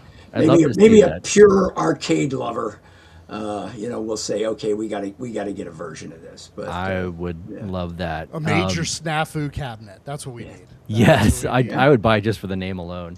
Absolutely. So this is an interesting comment. So now, Kevin, I guess you haven't built your claw machine yet, have you? No, my claw machine that's on the list tomorrow. We voted with my children. I'm surprised they waited on that, but so the claw machine does have a you can pull the marquee out relatively easily. So I'm curious if it has the same mechanic as what you just demonstrated, but we'll find that out later. But either way, it can be taken out quickly. You can take the 4 screws off the deck and replace. Is that like is it like a piece of paper, plastic? What is that material under the plexi? I would call it like a heavy cardstock. Okay. I think that. Let me make sure that's an accurate description. Yeah, like a heavy cardstock. No, Zero Redux. This is not a new claw machine. It's just new to Kevin. Yeah, I just got a claw machine. My kids are really amped for me to put it together. Yeah. They're promising me they're going to do so many more chores now. Honestly, mine is a terrific motivator. I tell you, it is. It's not for me, but for them, yeah, it's a winner. Let's see. Crane Live on YouTube wants to know how many of these cabs are available. So maybe he's going to place a mass order for a few hundred. I don't know. On the pre-order, we've got a couple hundred on the pre-order. That's the cabinet that's going to be landing, or the container that will be landing here in the next couple weeks. That'll ship out in June. I think I have 270 units available on that one. For the pre-order, and then after that, you're gonna have to wait till later this summer to get more in. Major Fubar, there we go. Major Fubar is a second. We've got 2 ultimate commandos. Major Snafu is one of them. Major Fubar is the other one. Major Fubar is a little crazier. One thing I again, since you brought it up, thank you. We want to bring it's all about comedic combat. We want to bring it to a new level with this one. So we've got Mr. Boom Shakalaka from MVA Jam. Tim Kitzrow is going to be one of the voices. Really? Isaac Wells, who does Skeletor and other voices. Tom Perry. So General Chaos, General Havoc, Major Snafu, Major Fubar. There's going to be, we're just trying to bring the comedy up as much as possible in this. So yes, there is a Major Fubar as well as a Major Snafu. When you make Major Snafu, you should, I wonder if you can make it into just get it ready as a ROM that someone could go on, buy the ROM, because there's lots of guys, I don't know how to do it. Apparently with these multi-cades, people can kind of drop games into them if they know how to do a thing. You should. I wonder if you could get when it's all said and done, get it as a ROM that people can put on their. I want to get it done. Machine. I want to. The first version is a PC version. Stretch goal. I've got there's a PlayStation developer on the team who says we're definitely. If we can get the money, we will definitely do a PlayStation version and an Xbox version. Switch is still kind of iffy or not. But all I care about is the first game. Once I get the game done, I'm handing it off to anybody that wants to do anything with it. Nice. It's very cool. Kevin, people are saying it's sold out. What? Gosh. I fail to believe that's true. I mean, we know Brian's very powerful, but I still don't know if we would have sold out that quickly. Remember when I said people getting all directed manually to our website is causing an extra 95 steps in the process, Paul? This is one of those many steps in the process. Major snafu it is. Yeah. So, good times. Oh, now it's back on. Well, who knows? That's how it goes. So, yeah, we're just sitting here. My phone's just blowing up like, it's on, it's off, it's on, it's off. So better order it. It's not out of stock yet. It's not out of stock. Well, since we're here, if people have other questions, now's the time. I'd say either for Brian, since you're still hanging out with us, which is awesome, or if you have questions about the product that Kevin's been describing and has right behind him, so he can potentially check it out for you. feel free to ask. Arcade1Up official says, order while you can. I might be back down in 10 seconds. The entire system will go down. No, it's yep. And then my team's messaging me on the side. Okay, well, now, honestly, yeah, if nobody has any other questions for me, I should probably bow out. That's fair, because sometimes our streams go excessively long for no apparent reason. So, very true. I just had to finish my last beer, so that's I got one sip left. So, this has been fun. This has really been a lot of fun. Thank you for inviting me to do this. Brian, you were an absolutely incredible guest. On behalf of everybody in the chat who's a fan of your immense body of work, thank you for your contribution. Thanks for being cool to sit down and talk to us about it. I think with these games, knowing the backstory, knowing the Easter eggs, all that sort of stuff that's in them, it gives you that extra chuckle. It gives you that extra, call out when you're playing with your friends. So. Sean Loughran is how you pronounce his name, by the way. Sean Loughran. There you go. Yeah, I kind of got it this time. I think you'll never get it, but thank you very much for that, everyone here. Keep an eye out for what Brian's working on. Let's go out and just show him that the community's got his back. Let's support him on his next project. And you know what, Brian? I hope we could get you back on the show again. I'm sure we could talk for hours. Whenever I'd be delighted. You know what? Thank you all for playing. You put food on my table for the past 44 years. I mean, I didn't actually get the quarters, but you put food on my table, and I've been lucky. I've been blessed, and thank you all for playing. Thank you all for remembering.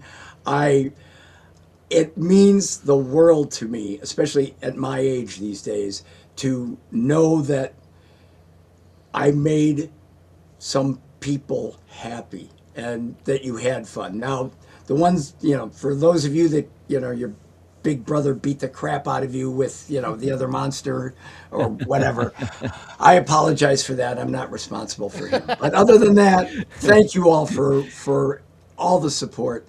I love it. And thank you for giving me this chance to say thank you, guys. I appreciate it. Thank you, Brian. I hope to have you back on soon. Good luck, in your travels tomorrow and over the weekend. So we'll talk to you soon, Brian. All right. Thank you. Thank you. Bye-bye. Take care. Dude, crazy. Oh, man. Crazy. Yeah. Paul, how in the world do you and I just get to do this on a Thursday night? You know what I mean?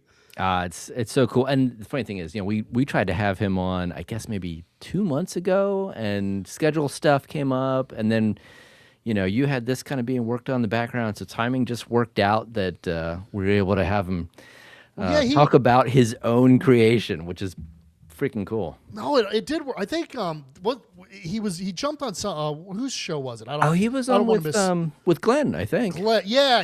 He was on Glenn's show, and we thought, well, probably don't want to book him 2 weeks in a row kind of deal, and give people a chance to sort of, and then we got this order across the line. I'm like, dude, this timing is perfect. Let's bring the guy on. Let's celebrate his work.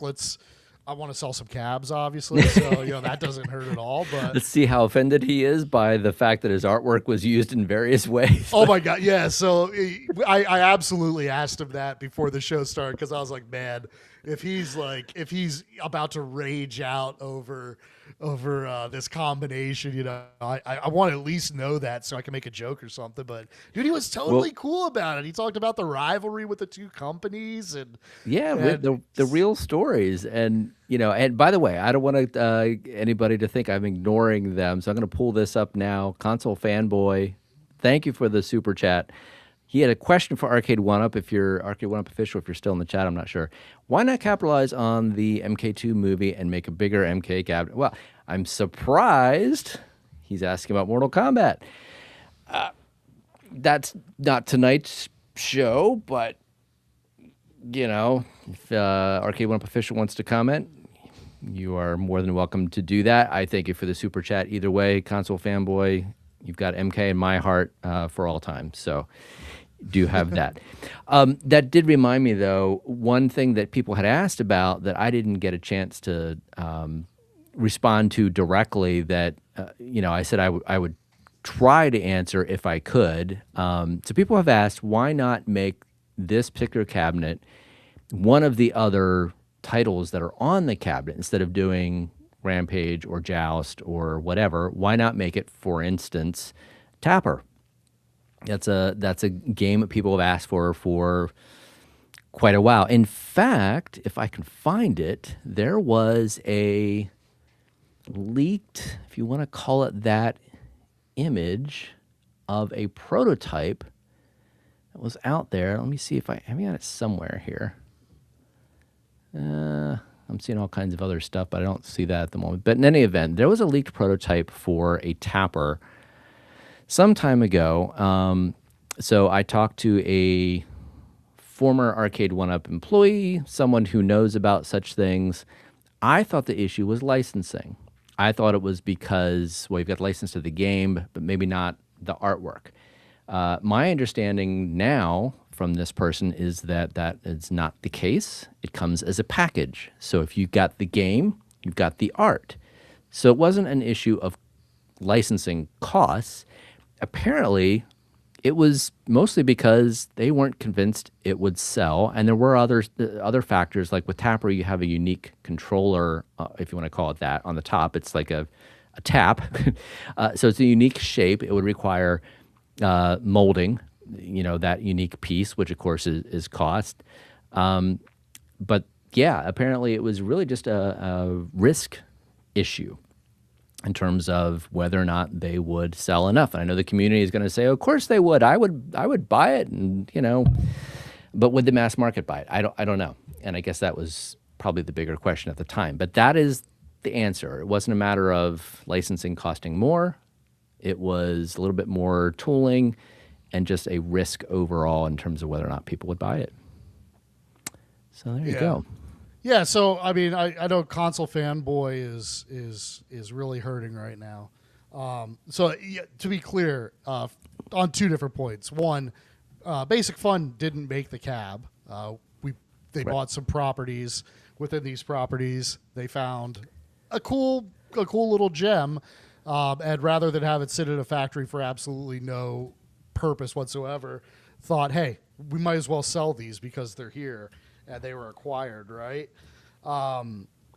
Also, if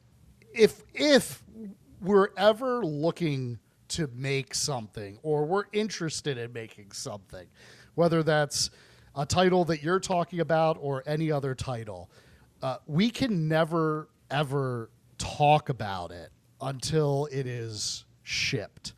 So if you're sitting here, I've been asking for such and such title for the past 6 months and it still hasn't been made. No one's listening to me.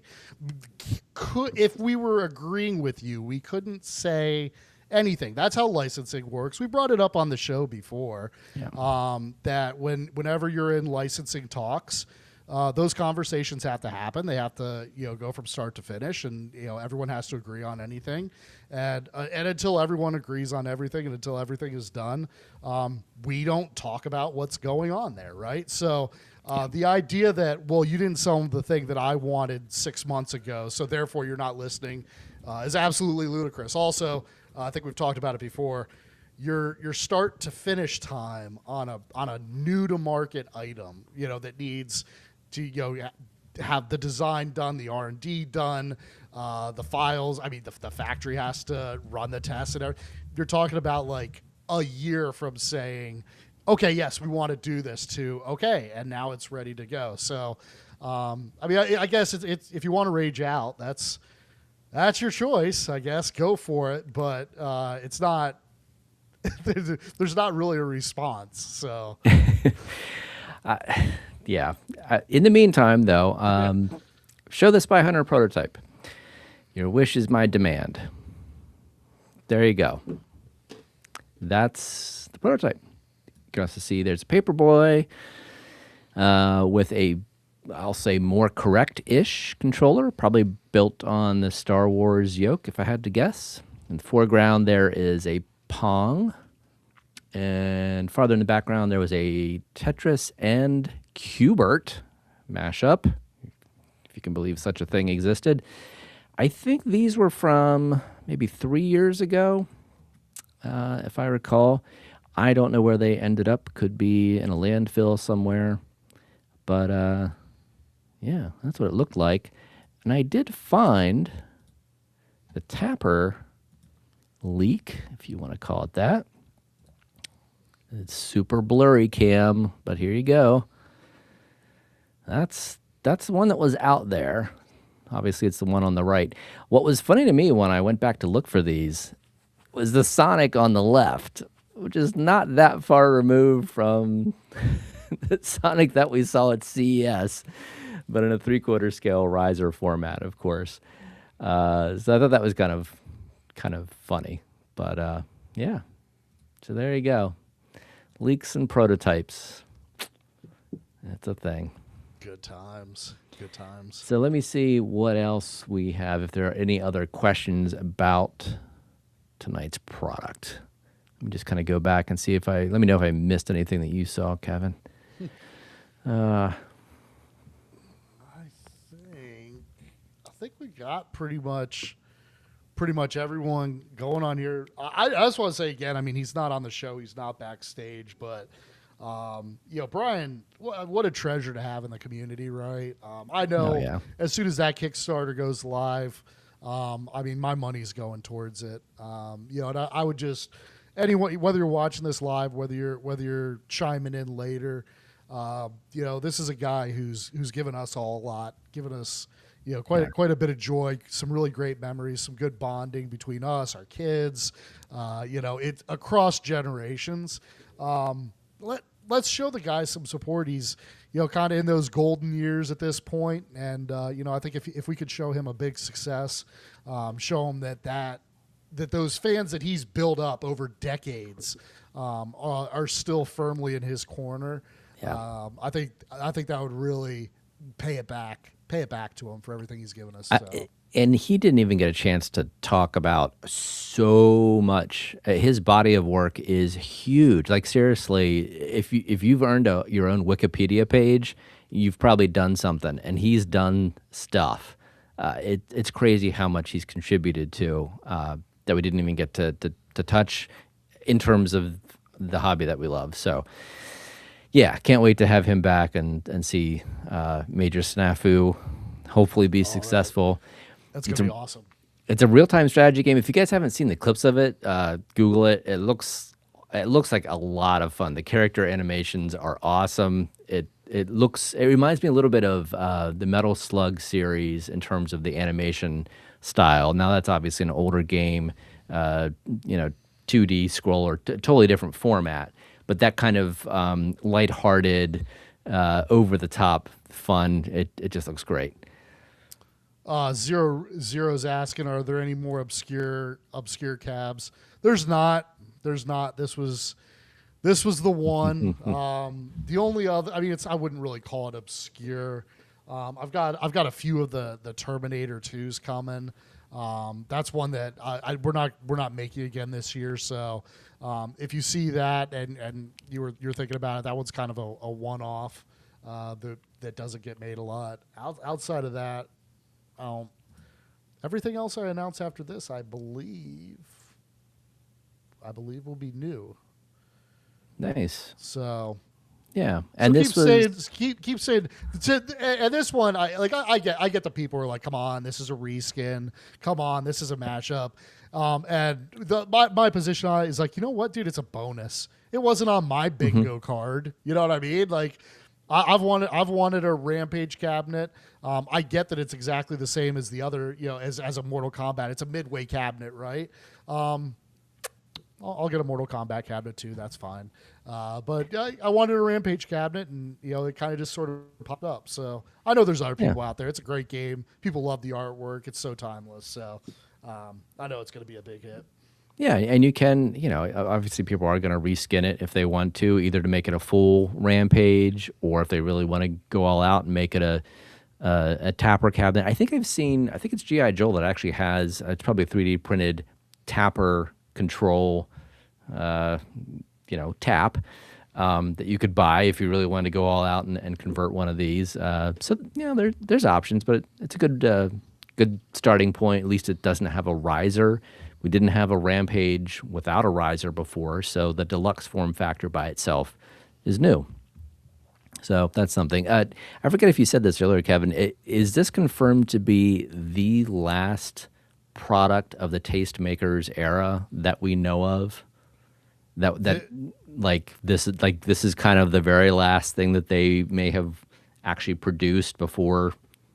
I mean, aside from like some Pac-Man and stuff like that, right? I mean, the stuff that you all know about already. Yeah. There was some of that, but this is the last unreleased new Tastemakers cabinet.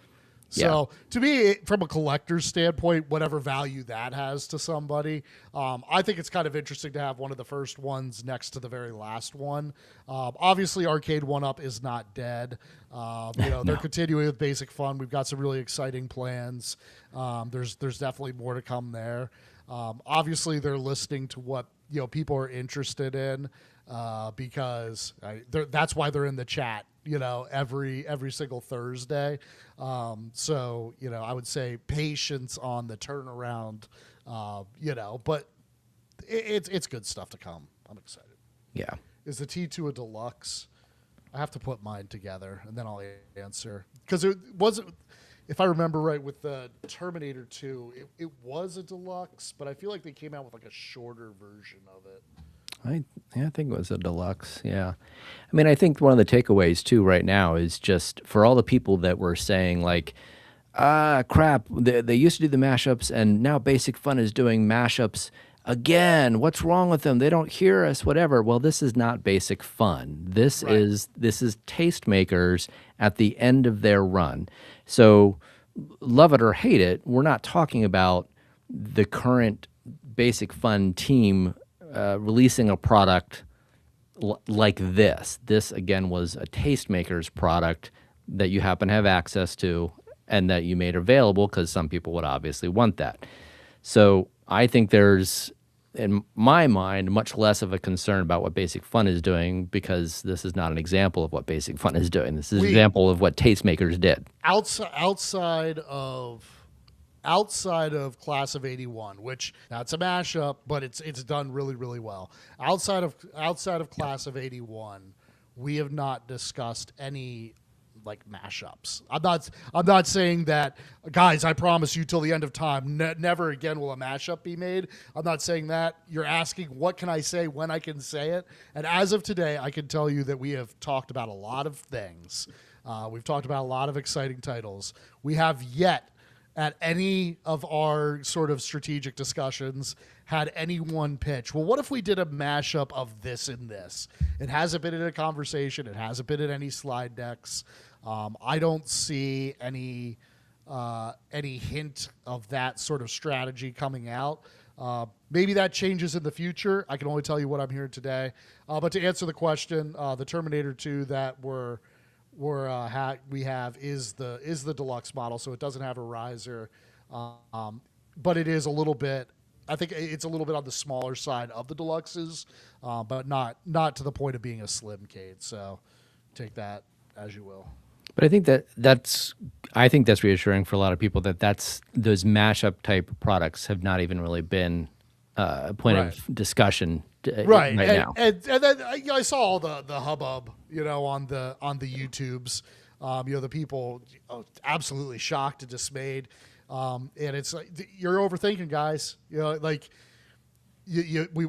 They came out, they bought a house, there was some furniture in the house. They're not going to keep the furniture. They're going to sell the furniture. Like, if you're interested in the furniture, go ahead and buy the furniture. Like, we don't need to dissect the 20-year business plan of Basic Fun because they acquired some assets that included some inventory that they're bringing to market. Like, it's so they're not replacing grandma's couch with another grandma's couch. Right. Exactly. Yeah. Okay. That's your analogy on it. Yeah. I don't know. Oh yeah. But, again, for some people, especially people that were like, hey, I wanted a Rampage and a deluxe form factor. Okay, it's a mashup. Get it. but you're already halfway there in terms of getting the art to where you'd want it. You've already got the marquee option. You've got the control deck option. All you'd really need to do is one side panel. If you could even see that side panel. In some installations like ours, you can't even see the side, so it'd be irrelevant. And your bezel artwork has a half and half design if that bothers you. For some people would probably be like, well, I don't really care. It's not that noticeable. But that would be the last piece of not fully one or the other. That's the part that I like about it. So I don't want to be doing like the review. We have specialists who review things and give intelligent opinions on them. But from that standpoint, you've got it slotted in with your arcades. I really like Rampage. My son really likes Rampage. But I gotta tell you, I kind of want to see what that Joust marquee looks like lit up. Like it's got a cool color scheme. You know, the control board for it looks pretty deep. So I might just switch them out. And just kind of have a new look in there if I want to. I didn't know it would be as easy as it is. I thought for sure that was the old style marquee that you'd have to literally take the entire side off of to replace. But you're able to just pull it right up and out, which is awesome. That makes a ton of sense. I'm so glad they did that. It makes it way easier. And like I said, the control deck is 4 screws. Yeah. I mean, it couldn't be easier. I could swap this and turn it into a Joust cabinet in 2 minutes. Yeah. And for people that don't know, I might have mentioned this earlier, but the reason there's so many buttons is just because you've got games like Mortal Kombat on there, which have like 6 buttons. So even though Joust requires 1 button to flap wings, you need the other buttons for the other games, and that's where that comes from. So if I wanted to, someone was asking, or Arcade1Up was asking, like, how do you, like, can you show how to switch the artwork out? I haven't tried to switch it out yet, so whenever we do something live, anything can happen. So how difficult is it to switch out artwork? So I should really zoom in at this moment. Oh my goodness. If anything is about to go sideways, now is that moment. I need to be able to see the sweat forming on your brow. It's forming. It's forming. Oh, you haven't even peeled off the. Wow, look at this. Yeah, I haven't even peeled off. The protective cover because until someone said, "Why don't you try to do it live on camera?" I was just gonna leave it. So now it's gonna get scratched. This is a man that spent like half of his day putting cabinets together. How many did you get? What did you get done? You got Big Buck Hunter done? Was that the one? Yep, I got Big Buck Hunter done today. That was the plan. So, I knew that would be first. You love that mossy oak edition. Of course Yeah, I do. that was all you. Of course I do. All right. Moat's calling you a slacker for not peeling it. Well, he didn't need to peel it off. He hadn't used it until just now. Right. I was protecting it because harsh. I know. Well, that's what happens when you actually deal with professionals like Moat. They're gonna call you out on the details. And hey, Chaotix here. Good to see you. Thanks for joining us. And if I'm not as good as Moat, I'm nothing. Thanks, guys. Thanks. But Kevin, Chaotic is here. Oh, Chaotix here? Yes. Oh, what's up, Chaotic? Yes. Now I feel better. If you got to go back and watch the interview with Brian, because he's awesome. Yeah, so many good stories. You absolutely got to go check that out. Yeah. So Jamie wants to know, did you say more mossy oaks were coming to the U.S.? Not coming to the U.S. There's some in the U.S. right now, and I'll have a few more in stock. We're just kind of, consolidating the current domestic inventory. So we'll have a few, but we're not making them in 2026. Okay, so there you go. And I know there's other ones. You mentioned, I think it was Time Crisis was not going to be, if it comes back, it wouldn't be till next year. I think you said there were a few more T2s. Let's see. And then boom. Now it's wow. And Joust is Joust. in. Now it's Joust. Okay, that was like maybe 2.5 minutes with having to peel the plastic. That's having not to peel bad. the plastic. Also, you got to be a little bit OCD because you've got plexiglass, and then you've got that film, and then you've got plexiglass, and you don't want obviously I don't want to wrinkle anything or mess it. So you got to take your time on that, but yeah, no, that marquee swap is honestly much easier than I anticipated. I'm super happy. I mean, you guys just saw a marquee swap live from somebody who has no business doing this. I thought about, like, when I do some of my builds, because I'm so OCD with how I do everything, I thought maybe I would just film like one of my builds from start to finish, just so like the people who take like get enjoyment from just things being done like incredibly meticulously could just watch how I do it and be like, oh my goodness, it's a whole process. Like, there's no garbage anywhere. Like, all my cardboard is like completely neatly folded. Like, all the first thing you do, you take out the first large side, and then that's your garbage bag for the rest of the time. I mean, just everything is so meticulous. I will say this. So I just got done building the Iconic Arcade a little while ago, and then when I went to build the Joust Rampage cabinet, I love the Iconic Arcade. It's an incredible machine, but it was so effing easy to build the arcade cabinet. Comparison, afterwards. yes. Like I mean, I built that, and then I think I did Buck Hunter in like 45 minutes or something. Like, at no point did I break a sweat. I was basically whistling the whole time. I mean, I couldn't have been. I couldn't have been more relaxed. There's a point that you reach. Like, I have a whole routine now. Certain bags go in certain places. I put a movie on and I watch the same movie every time I build an Arcade1Up cabinet. It's so dumb. It's like this whole sort of like I don't know, like a good luck kind of thing. If you're whatever baseball player, like, you got to wear the same stuff. You got to do the same routines. It's ridiculous. Oh yeah, man, exactly. Oh, I wanted to. This is actually a question I had for you, and unfortunately, I know the answer. But go ahead and are any Killer Instinct pros in storage? No. Yeah, that's your answer. So, Kevin, are you saying Iconic is not a 10? No, it's not a 10. It's not. You know what? It would be.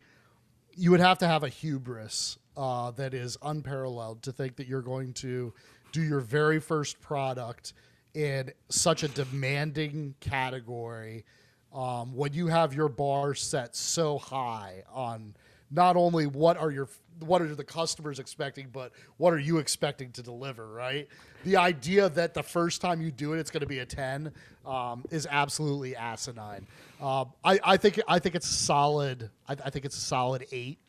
I think there's definitely work that can be done, but I also wasn't really expecting it to be an 8 either. Like I was happy to see that it was done so well for first round. I mean, I think you've also got the development baggage in your brain, plus the actual fact. Plus, that I don't like Street Fighter. Yeah. I mean, it might be that, because I was going to say that's one of the lower scores I've actually heard so far. I think Mike B almost gave it a 10. Moat was pretty enthusiastic. I mean, yeah, an 8's probably on the low end of the community scale at this point. So when I think about it, first off, I know some of the things that they're doing on the next iterations. So like, I'm a little bit aware of like what the gap is between what this one is and what the next thing is. And that's kind of where I'm coming up with my 8 is. Fair. If that was the only one that they ever were going to make, and that was like, it's just graded in a vacuum, sure, I could see how someone would give it a 10. But if you're getting like messages from John, like, oh, check this out, like, what do you think of that? Oh, that's sick. You know, like you start to see some like they're gluttons for detail. You know what I mean? So no, I hear that. In fact, he's starting to show off some of that stuff right now. Some of those little improvements. I think I might be able to pull up a quick picture here of one of those Wave 2 improvements that's maybe a minor detail for some, but I kind of liked it. Let me just grab this image. Gotta watch it all happen in real time. Here you go. This is the back, apparently, of Double Dragon, and it's black. No one will ever see it, probably, but real arcade machines typically were black. in the back. And there you go. It's a nice detail. On the flip side, if you have a bunch of arcades that have black backs, we don't necessarily need to have all of our arcades lined up against a wall. Like, part of the reason why they're lined up against the wall is because we don't want to see the cardboard coloring on the back. Like, because I was trying to figure out how I'm gonna kind of work out my space here, and it's like, well, I wouldn't want to see it. Now, if I had a black wall, that's kind of different, So it is interesting. Well, and depending on your scenario, to your point, you might have a situation where you can't back all of them against a wall, and you're going to see that. I know some people, I think Gabriel might have been one of those that paints theirs black. I don't know if they spray paint it or what, but yeah, it's an extra step you won't have to do now. Yeah. There you go.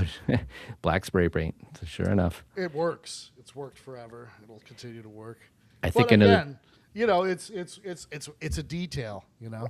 Will the June release of Street Fighter have Wave 2 improvements? No. The same product. Yeah, that run is completed. So Double Dragon, and if whatever else is coming after that I'm not going to hint at. But that doesn't mean that there's nothing else coming. That just means I can't tell you. But I will as soon as I can. I agree with this, Chaotic. It's pretty close to a 10 out of 10 if you change the sticks and buttons. Just kind of a big deal, but yeah. I did find it interesting that Mike B's review, I think he kind of agreed with my thoughts on that. He didn't use the same stuck in peanut butter analogy that I did exactly, but yeah, he wasn't a fan of those either. So that was my biggest critique, I think. But yeah. So Murph Dog wants to know when the orders come back for Street Fighter Alpha, how long is the turnaround time for delivery? So going forward, what I'll do is once we have containers sort of like on the water, I'll put on the pre-order. So like if you're trying to get something faster, that's generally the route we'll take. So if we do that, then from the time you order to the time you get it is that 45 to 55 day window. If I don't do the pre-orders, we just wait till the inventory goes live, then you're in your standard 1 to 2 days. Okay. Fair enough. Oh, there's another little detail. This is interesting. So the 4 black screws in the kick panel will not be on Two Dragons. I liked not necessarily the look of that, but I liked the slight extra stability or structural integrity, whatever you want to call it, that those 4 screws provided to it was so monumental. Panel. That was such a monumental thing. It seems minor, but I accidentally didn't put them in at first because I just didn't see I wasn't expecting them, right? Yeah. And without them, the cab had, there was like a creak to it. I remember you telling me that. It was a big difference. It was because there's the wood slats inside that were used for the support, so you just had that wood on wood kind of creaking. And I was like, John, it's still squeaking. He's like, did you put the screws in the front? I was like, So I put the screws in the front, and then it completely killed it. I think that they found a different way structurally to kind of solve that problem. Interesting. Okay. Well, I'm glad they had it. That was a good improvement. How many Fast and Furious Deluxes are left? Will there be any more after this batch? So I can give you exact answers on both of those. See, look at this, guys. This is where you go when you want to know the actual stuff like this. Can't tell you all about the stuff that hasn't been announced yet, but the stuff that exists. Yeah, if I can help you. All day long. Oh, there it is. Yeah. Chaotic says, oh, go ahead. You found it?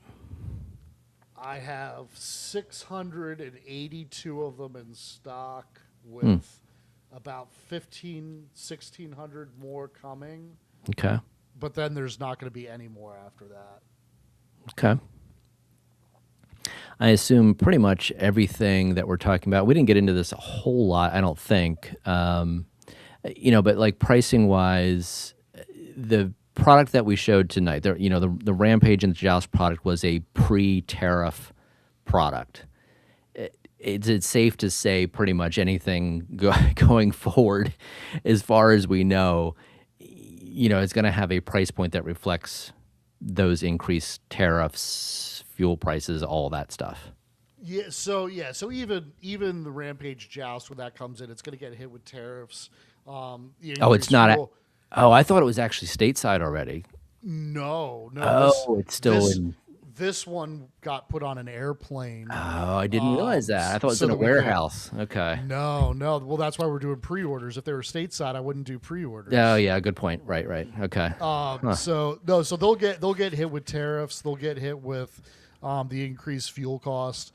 But the way we're looking at it is that we don't have to pay for the marketing. We don't have to pay to store the stuff. We don't have to do inventory count on these items. So if you pre-order it, we're basically taking out a bunch of our additional like operational costs and just kind of like passing on the savings sort of deal. I mean, $450 for a cab is, that's a good price, right? I mean, that's not what we're seeing the new cabs come out at. Especially, it's not just the tariff pieces, but just the cost of goods just seems to constantly go up. Anything with chips is just skyrocketing right now. So these got made before a lot of those costs were skyrocketing. So, the price was outside of the tariffs and the fuel and all that sort of stuff. They were priced more like the arcade cabinets were a year ago, So. I'll mention this because I just saw it a few minutes ago. It's got a message from P-Dubs. He said he's going to be streaming tonight about an At Games lawsuit. I think I saw somewhere else briefly that At Games is suing Zen Studios. I heard about that. So I think he's.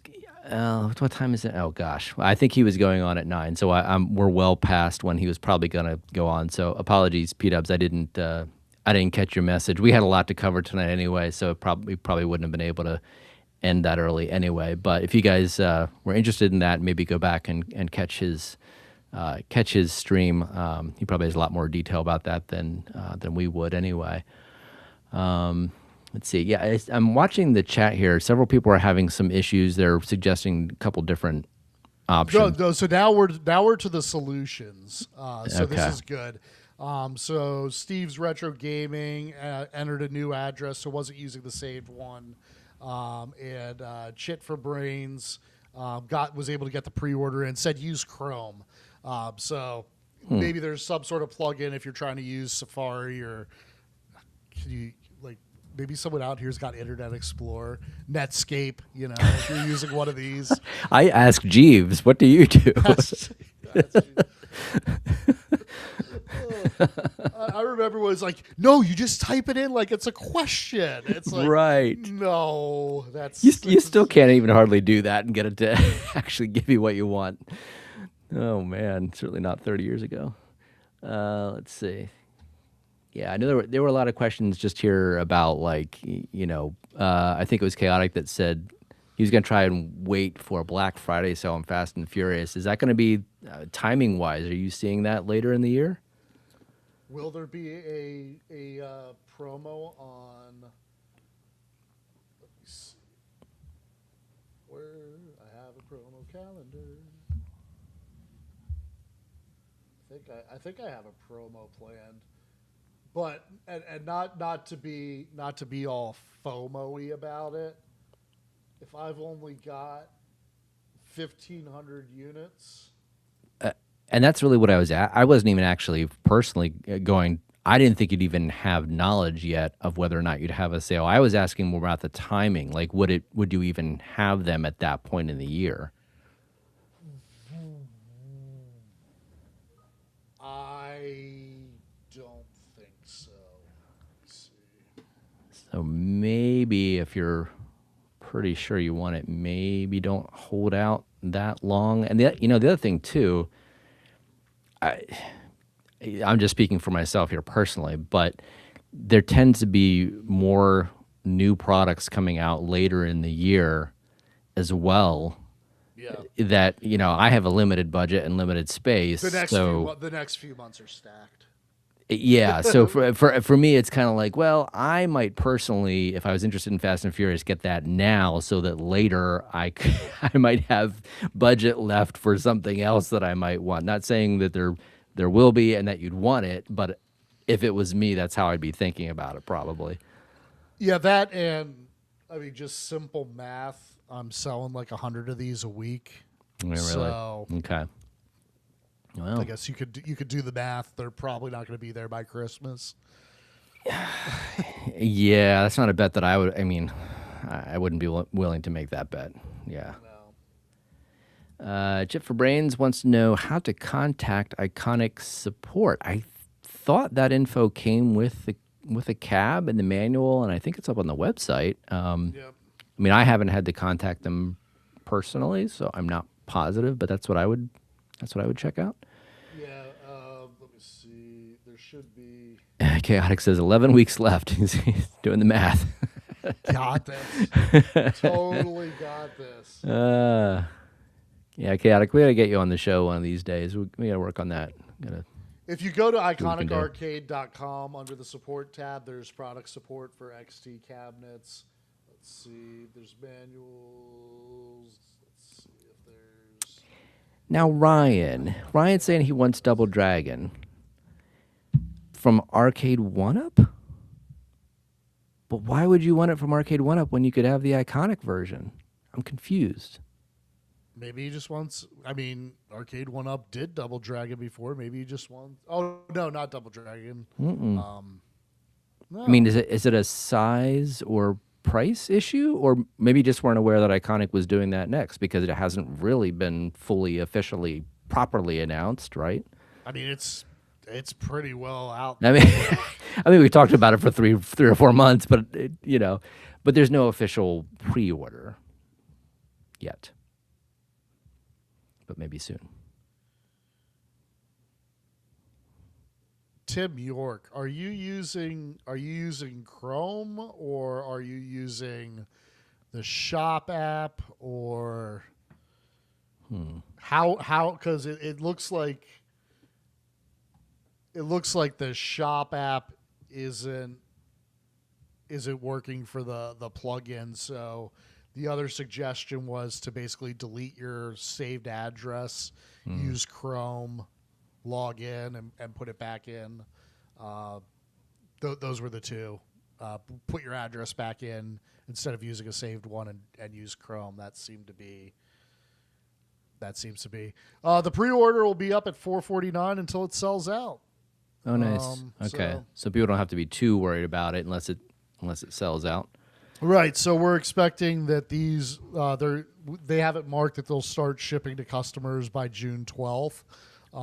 There is a better chance than not that I believe they'll ship before that, but obviously we don't put optimistic end dates in there. So right, yeah, that's fair. But for the question on the Iconic Arcade support, if you go to the iconicarcade.com, go under support, and then click on customer support. You can fill out a ticket, and then we'll get you squared away. Actually, sending we've got inventory that we've kept aside essentially for customer service issues. So they're handling those. They've got a sort of domestic ability to handle that. So get your ticket in. They'll get you taken care of. Tim's using AOL. That explains it. Come on, Tim. He's hearing the dial-up sounds in the background as we speak. Oh, maybe your kid picked up the phone. And right. Start all over. Start all over. Takes 20 minutes to load the page. It just comes down a row at a time. Tomball was able to use Safari on an iPhone. So, ooh. Well, I don't know. Yeah, I don't know what the deal is. There's just so much demand, just breaking the interwebs. Wow. Any Tron cabs laying around the warehouse? I think it has more to do with the saved addresses. I wonder if Probably. Yeah. for some reason you have to do a pre-order. You have to. There's like a third-party app that you plug in that you have to pull into Shopify. So I wonder if there's some break. Could be. Nice. No Tron cabs just sitting in a corner. No, I don't have it. If I had Tron cabs sitting in a corner, it would be in the corner behind me. Like, that would have been zeroed out of my inventory so fast. Oh my goodness. Who am I? What are we fighting about? Kevin fight, Paul fight. Let's effing go. We need something to fight about. I mean, we can find something. Arcade1Up ordered on a Motorola Razr. Spelled correctly, by the way. Nicely done. Hey, I mean, if you've got, I had an original with the flip and the pull-out antenna. You could put it on your belt. And internet was just like a globe with a ring around it. I don't think it even had the internet. I mean, it didn't go anywhere. I mean, it was terrible. It was pretty bad. That was wild. It was good days. So let's see. Iconic is the bomb, man. They priced that. Yeah, they did. I mean, the $150 sort of, whatever you want to call it, make good thing. That really put it over the top. I mean, that was so classy. That was such that, and that was. I mean, that was straight from. We interviewed Peter months ago now. Wow. Yeah, it was. We're so old. And I mean, that was like he just felt so bad. He's like, can we do something? Can we do this? You know, can we? Yeah. That was straight from them that they wanted to do that just to make sure people, knew that they were taking it seriously and felt bad about it. So, I mean, kudos to them. And they seem to be taking care of people with the customer support. And, obviously getting everything spun up takes a minute. So, be a little patient in the first days. But they're putting in the work. So and John has been too. He's been out there helping people. Occasionally there seem to be like some bad images on the Pi, and he's been helping people out. Bobby's been helping people out, and the thing that doesn't ever really come up in any of the reviews is if you got one of these with that $150, whatever you want to call it, you got it for $550 all in. You are not going to find a better cabinet at $699, much less at $550. That really kind of is insane for what we got. I know that's not going to happen again, but that's, for people that were sticking through the pre-order, didn't give in to all the sort of like, it's never coming, whatever. I think it paid off well. Chip for Brains was asking about the ball tops. No, that's what came with them. Got a yellow and a blue ball top. So that's how it came. You know what was interesting? That this was one that I don't know. I hadn't built a joystick Arcade1Up in a while. But like when you're going to tighten the ball on, and the shaft just keeps spinning. There's a trick to that, yeah. Well, no, on this one, they notched the shaft. And then included a wrench that's bent down that dips into like the recess part. So they designed a special wrench, notched the shaft. You put the wrench in, you hold the wrench down, and you can like literally torque the whole thing with your hand. I didn't even put Loctite on it this time. I have never Loctite. Yeah, I have never seen that. That's actually. It's wild. It made me laugh. And that's like why I was saying it was so interesting to put the two of these together. And just like this lit marquee is dope. That one is not as dope. Not as dope. Not as dope. Like joysticks here, like they're tight. Like, they're not your professional sticks, but they're much tighter. It's noticeably different. Like the feel of the buttons, the attention. It's just interesting to see all the little lessons that they learned between the first year and the last year. So it's a cool cabinet. I'm like if you wanted a Rampage cabinet, it's cool. There's not a reason not to buy it. It's solid. And it's as close as we're probably realistically going to get anytime soon. But I didn't know that I have a claw machine, obviously. I didn't remember a joystick wrench. That's interesting. But To me, that's a good idea. And I know there were some videos that came out this week about like, yeah, this isn't innovative at all. And part of me was like, well, I don't know if they were really trying to be innovative so much as probably trying to, make a style that if you want to Rampage, you could get closer to Rampage. Or if you want to Joust, you get closer to Joust. But that joystick wrench, the pull out marquee without having to take off the side panel, I don't know if you call those innovative, but they're good ideas. And that's an improvement over what we saw in previous generations. So yeah, maybe it's not like strictly innovative, but I would say those are evolutionary improvements that are What helpful. did you expect, that it was just going to magically hover over the floor? Like, well, and I don't know what how innovative does it, like, I don't, so like, I know some of the videos you're talking about. I don't put a lot of stock in a video that someone makes by looking at a listing and acting like, oh, I know everything about this product now, and let me tell you why you shouldn't spend your money on it. Like, you looked at a listing, you know almost nothing. Well, and that doesn't tell you the things. It doesn't tell you about the BOE monitor. It doesn't tell you about the lift-out marquee. It doesn't tell you about the notched, joystick with the wrench thing. It doesn't tell you about really any of that stuff. Yeah. So you wouldn't know about any of that. I mean, as far as Arcade1Up cabinets that have been made that are a 2-player joystick model, this is the best one that they've made. As far as quality, features, the marquee is beautiful. I was looking at like how bright it was, like how good the colors look. Again, I apologize for doing a little bit of a review. I don't want to take away. But I looked at, Alpha 2, it's got a little bit more color to it for sure, right? It's just better art, right? Like that Alpha 2 art compared to the Rampage art. I love the Rampage art, but like Alpha 2 is dope. But the way it was done, the color palette, I mean, the contrast is there. It's not washed out. Where it's supposed to be black, it's black. And where you want color to come through, like the color's vibrant, it looks good. Like they did a good job on the marquee. What do you want?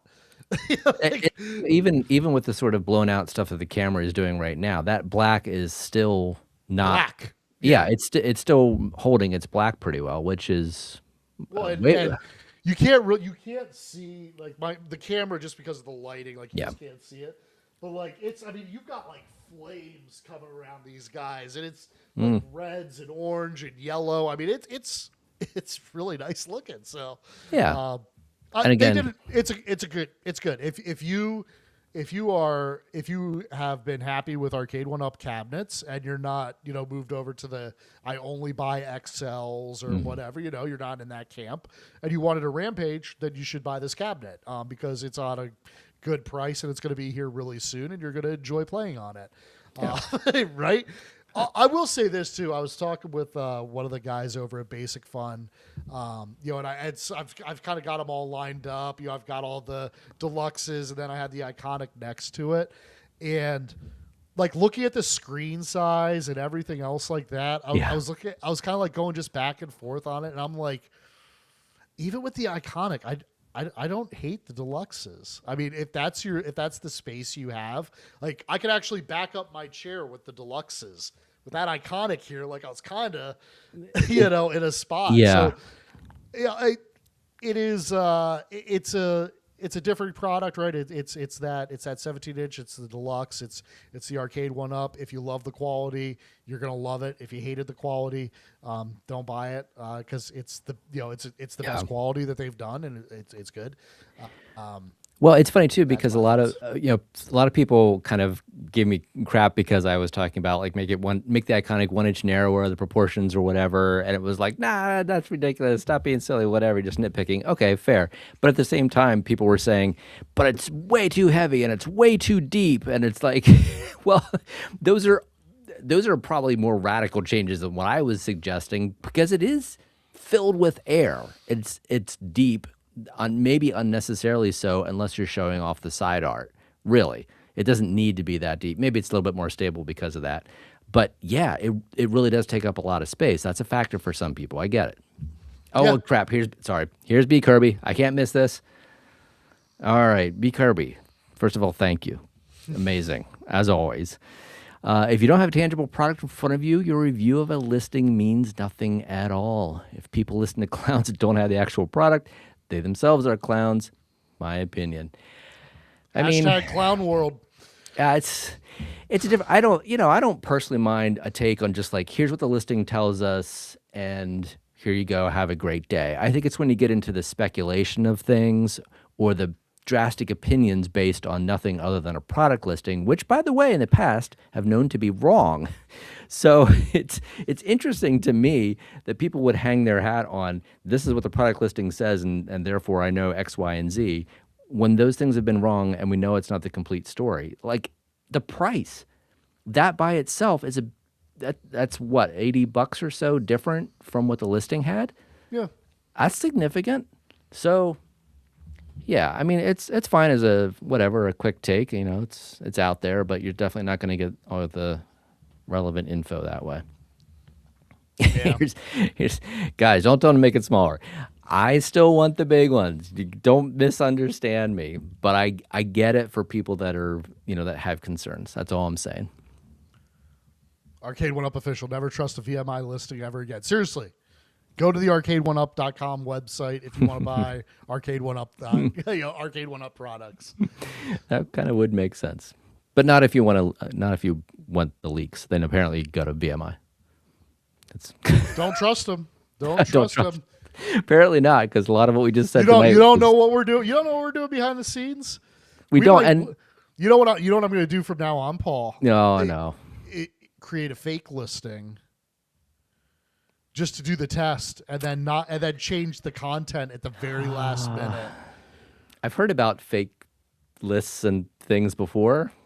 Might have been a thing that was do all of it. Like build out the entire listing for Hubert. Oh man, that'd be content, descriptions, product features. Oh, that'd be too cool. And then put up Spy Hunter the next day. And then after Danny does his review of the listing, it's Pac-Man Pink Neon. Oh man. Oh, Arcade1Up official. It is because of the leaky nature. This is the new SOP for launches. Oh. Keep everyone on their toes. That's right. It's gonna be terrible. I don't know. That's right. Jamie says, I don't think you can make it smaller, can you? Oh, he's actually got a good point. You can't make the Iconics any narrower because of the 24-inch monitor. It doesn't have enough mounting hardware size on the sides. It physically could not be narrower. I mean, that's, if we're being real about it, that's the real reason it is the width that it is, because you got to fit that monitor. So, it is what it is, but it's a good size. Don't be faking Qbert now. If you see Qbert, you will know. Someday it's going to be announced and no one will believe it. They'll pull up this video and say, I told you so. I told you. And then we just changed the feed at the very last second. Oh man. Yeah, well, it's been a week, but I was glad Brian could join us and, kind of bring context back to the conversation and just get back to focusing on the games and what makes them so fun.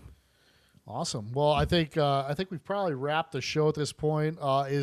Did Mode announce if he's doing a review on this product? I can't remember. I think he hinted, wink, wink, that he might be. And I think for anyone that we weren't clear about, you should maybe look for that review tomorrow. I think tomorrow's. If I were to guess, I would guess Moat probably been putting in the work. So if you have more questions, tune into his channel sometime in the next 24 to 48 hours, and maybe you'll get some more answers. Leave comments below. This was a good episode, not because Paul and I were on it, but because Brian was on it. I learned a lot. I had a blast. So leave comments so this thing's trending and people know what's up. It also. Can't say it enough. Let's all pull together and support him in his next endeavor. Yeah. It looks like it's going to be fun. So this isn't a charity call out. Like I'm excited about it. I watched what was on Steam for it, and it looks like it's going to be a good time. So it looks really cool. Yeah. Yep. So keep an eye out for that Kickstarter, and I'm sure he'll share it with us as soon as it's available, and I'm putting my money into it. That's just facts. I'm going to be there the minute it's open. So Yeah, I like real-time strategy games, and that one looks hilarious. Of course, his sense of humor on these games is just, it brings out the 13-year-old inside of us still, right? So good. Yeah. So goofy. It's going to be awesome. So, hey, we've got a Discord server now. It's up on our Facebook page, the link to it. So that is your invite. If you didn't get a personal invite from me, hop over to Facebook to grab that link and just go right there. Get yourself in. That's where the chatting will happen. It's sort of like your worst text group chat nightmare where everybody is saying everything all the time. Mm-hmm. But there you go. We're going to try and do that so we can keep people updated. We will talk about Warhammer. It's going to happen. Damn it. I knew I should have banned him. Okay. So, anyway, yeah. I guess awesome. we don't know what's coming next week yet, do we? I know we're going to have at some point some new iconic stuff to talk about. I don't know if we have timing on that yet. We've teased and hinted a little bit, but I don't know if we're ready to teasing and hinting. I'm gonna chat with them. I feel like I'm gonna be allowed to say something soon. I've got an order in. So I'll be chatting with John and the boys over there, and good. And I think we've got some fun announcements here in the very, very near future. Nice. But appreciate everyone jumping on. Chip for Brains, I'm glad I was able to take care of you.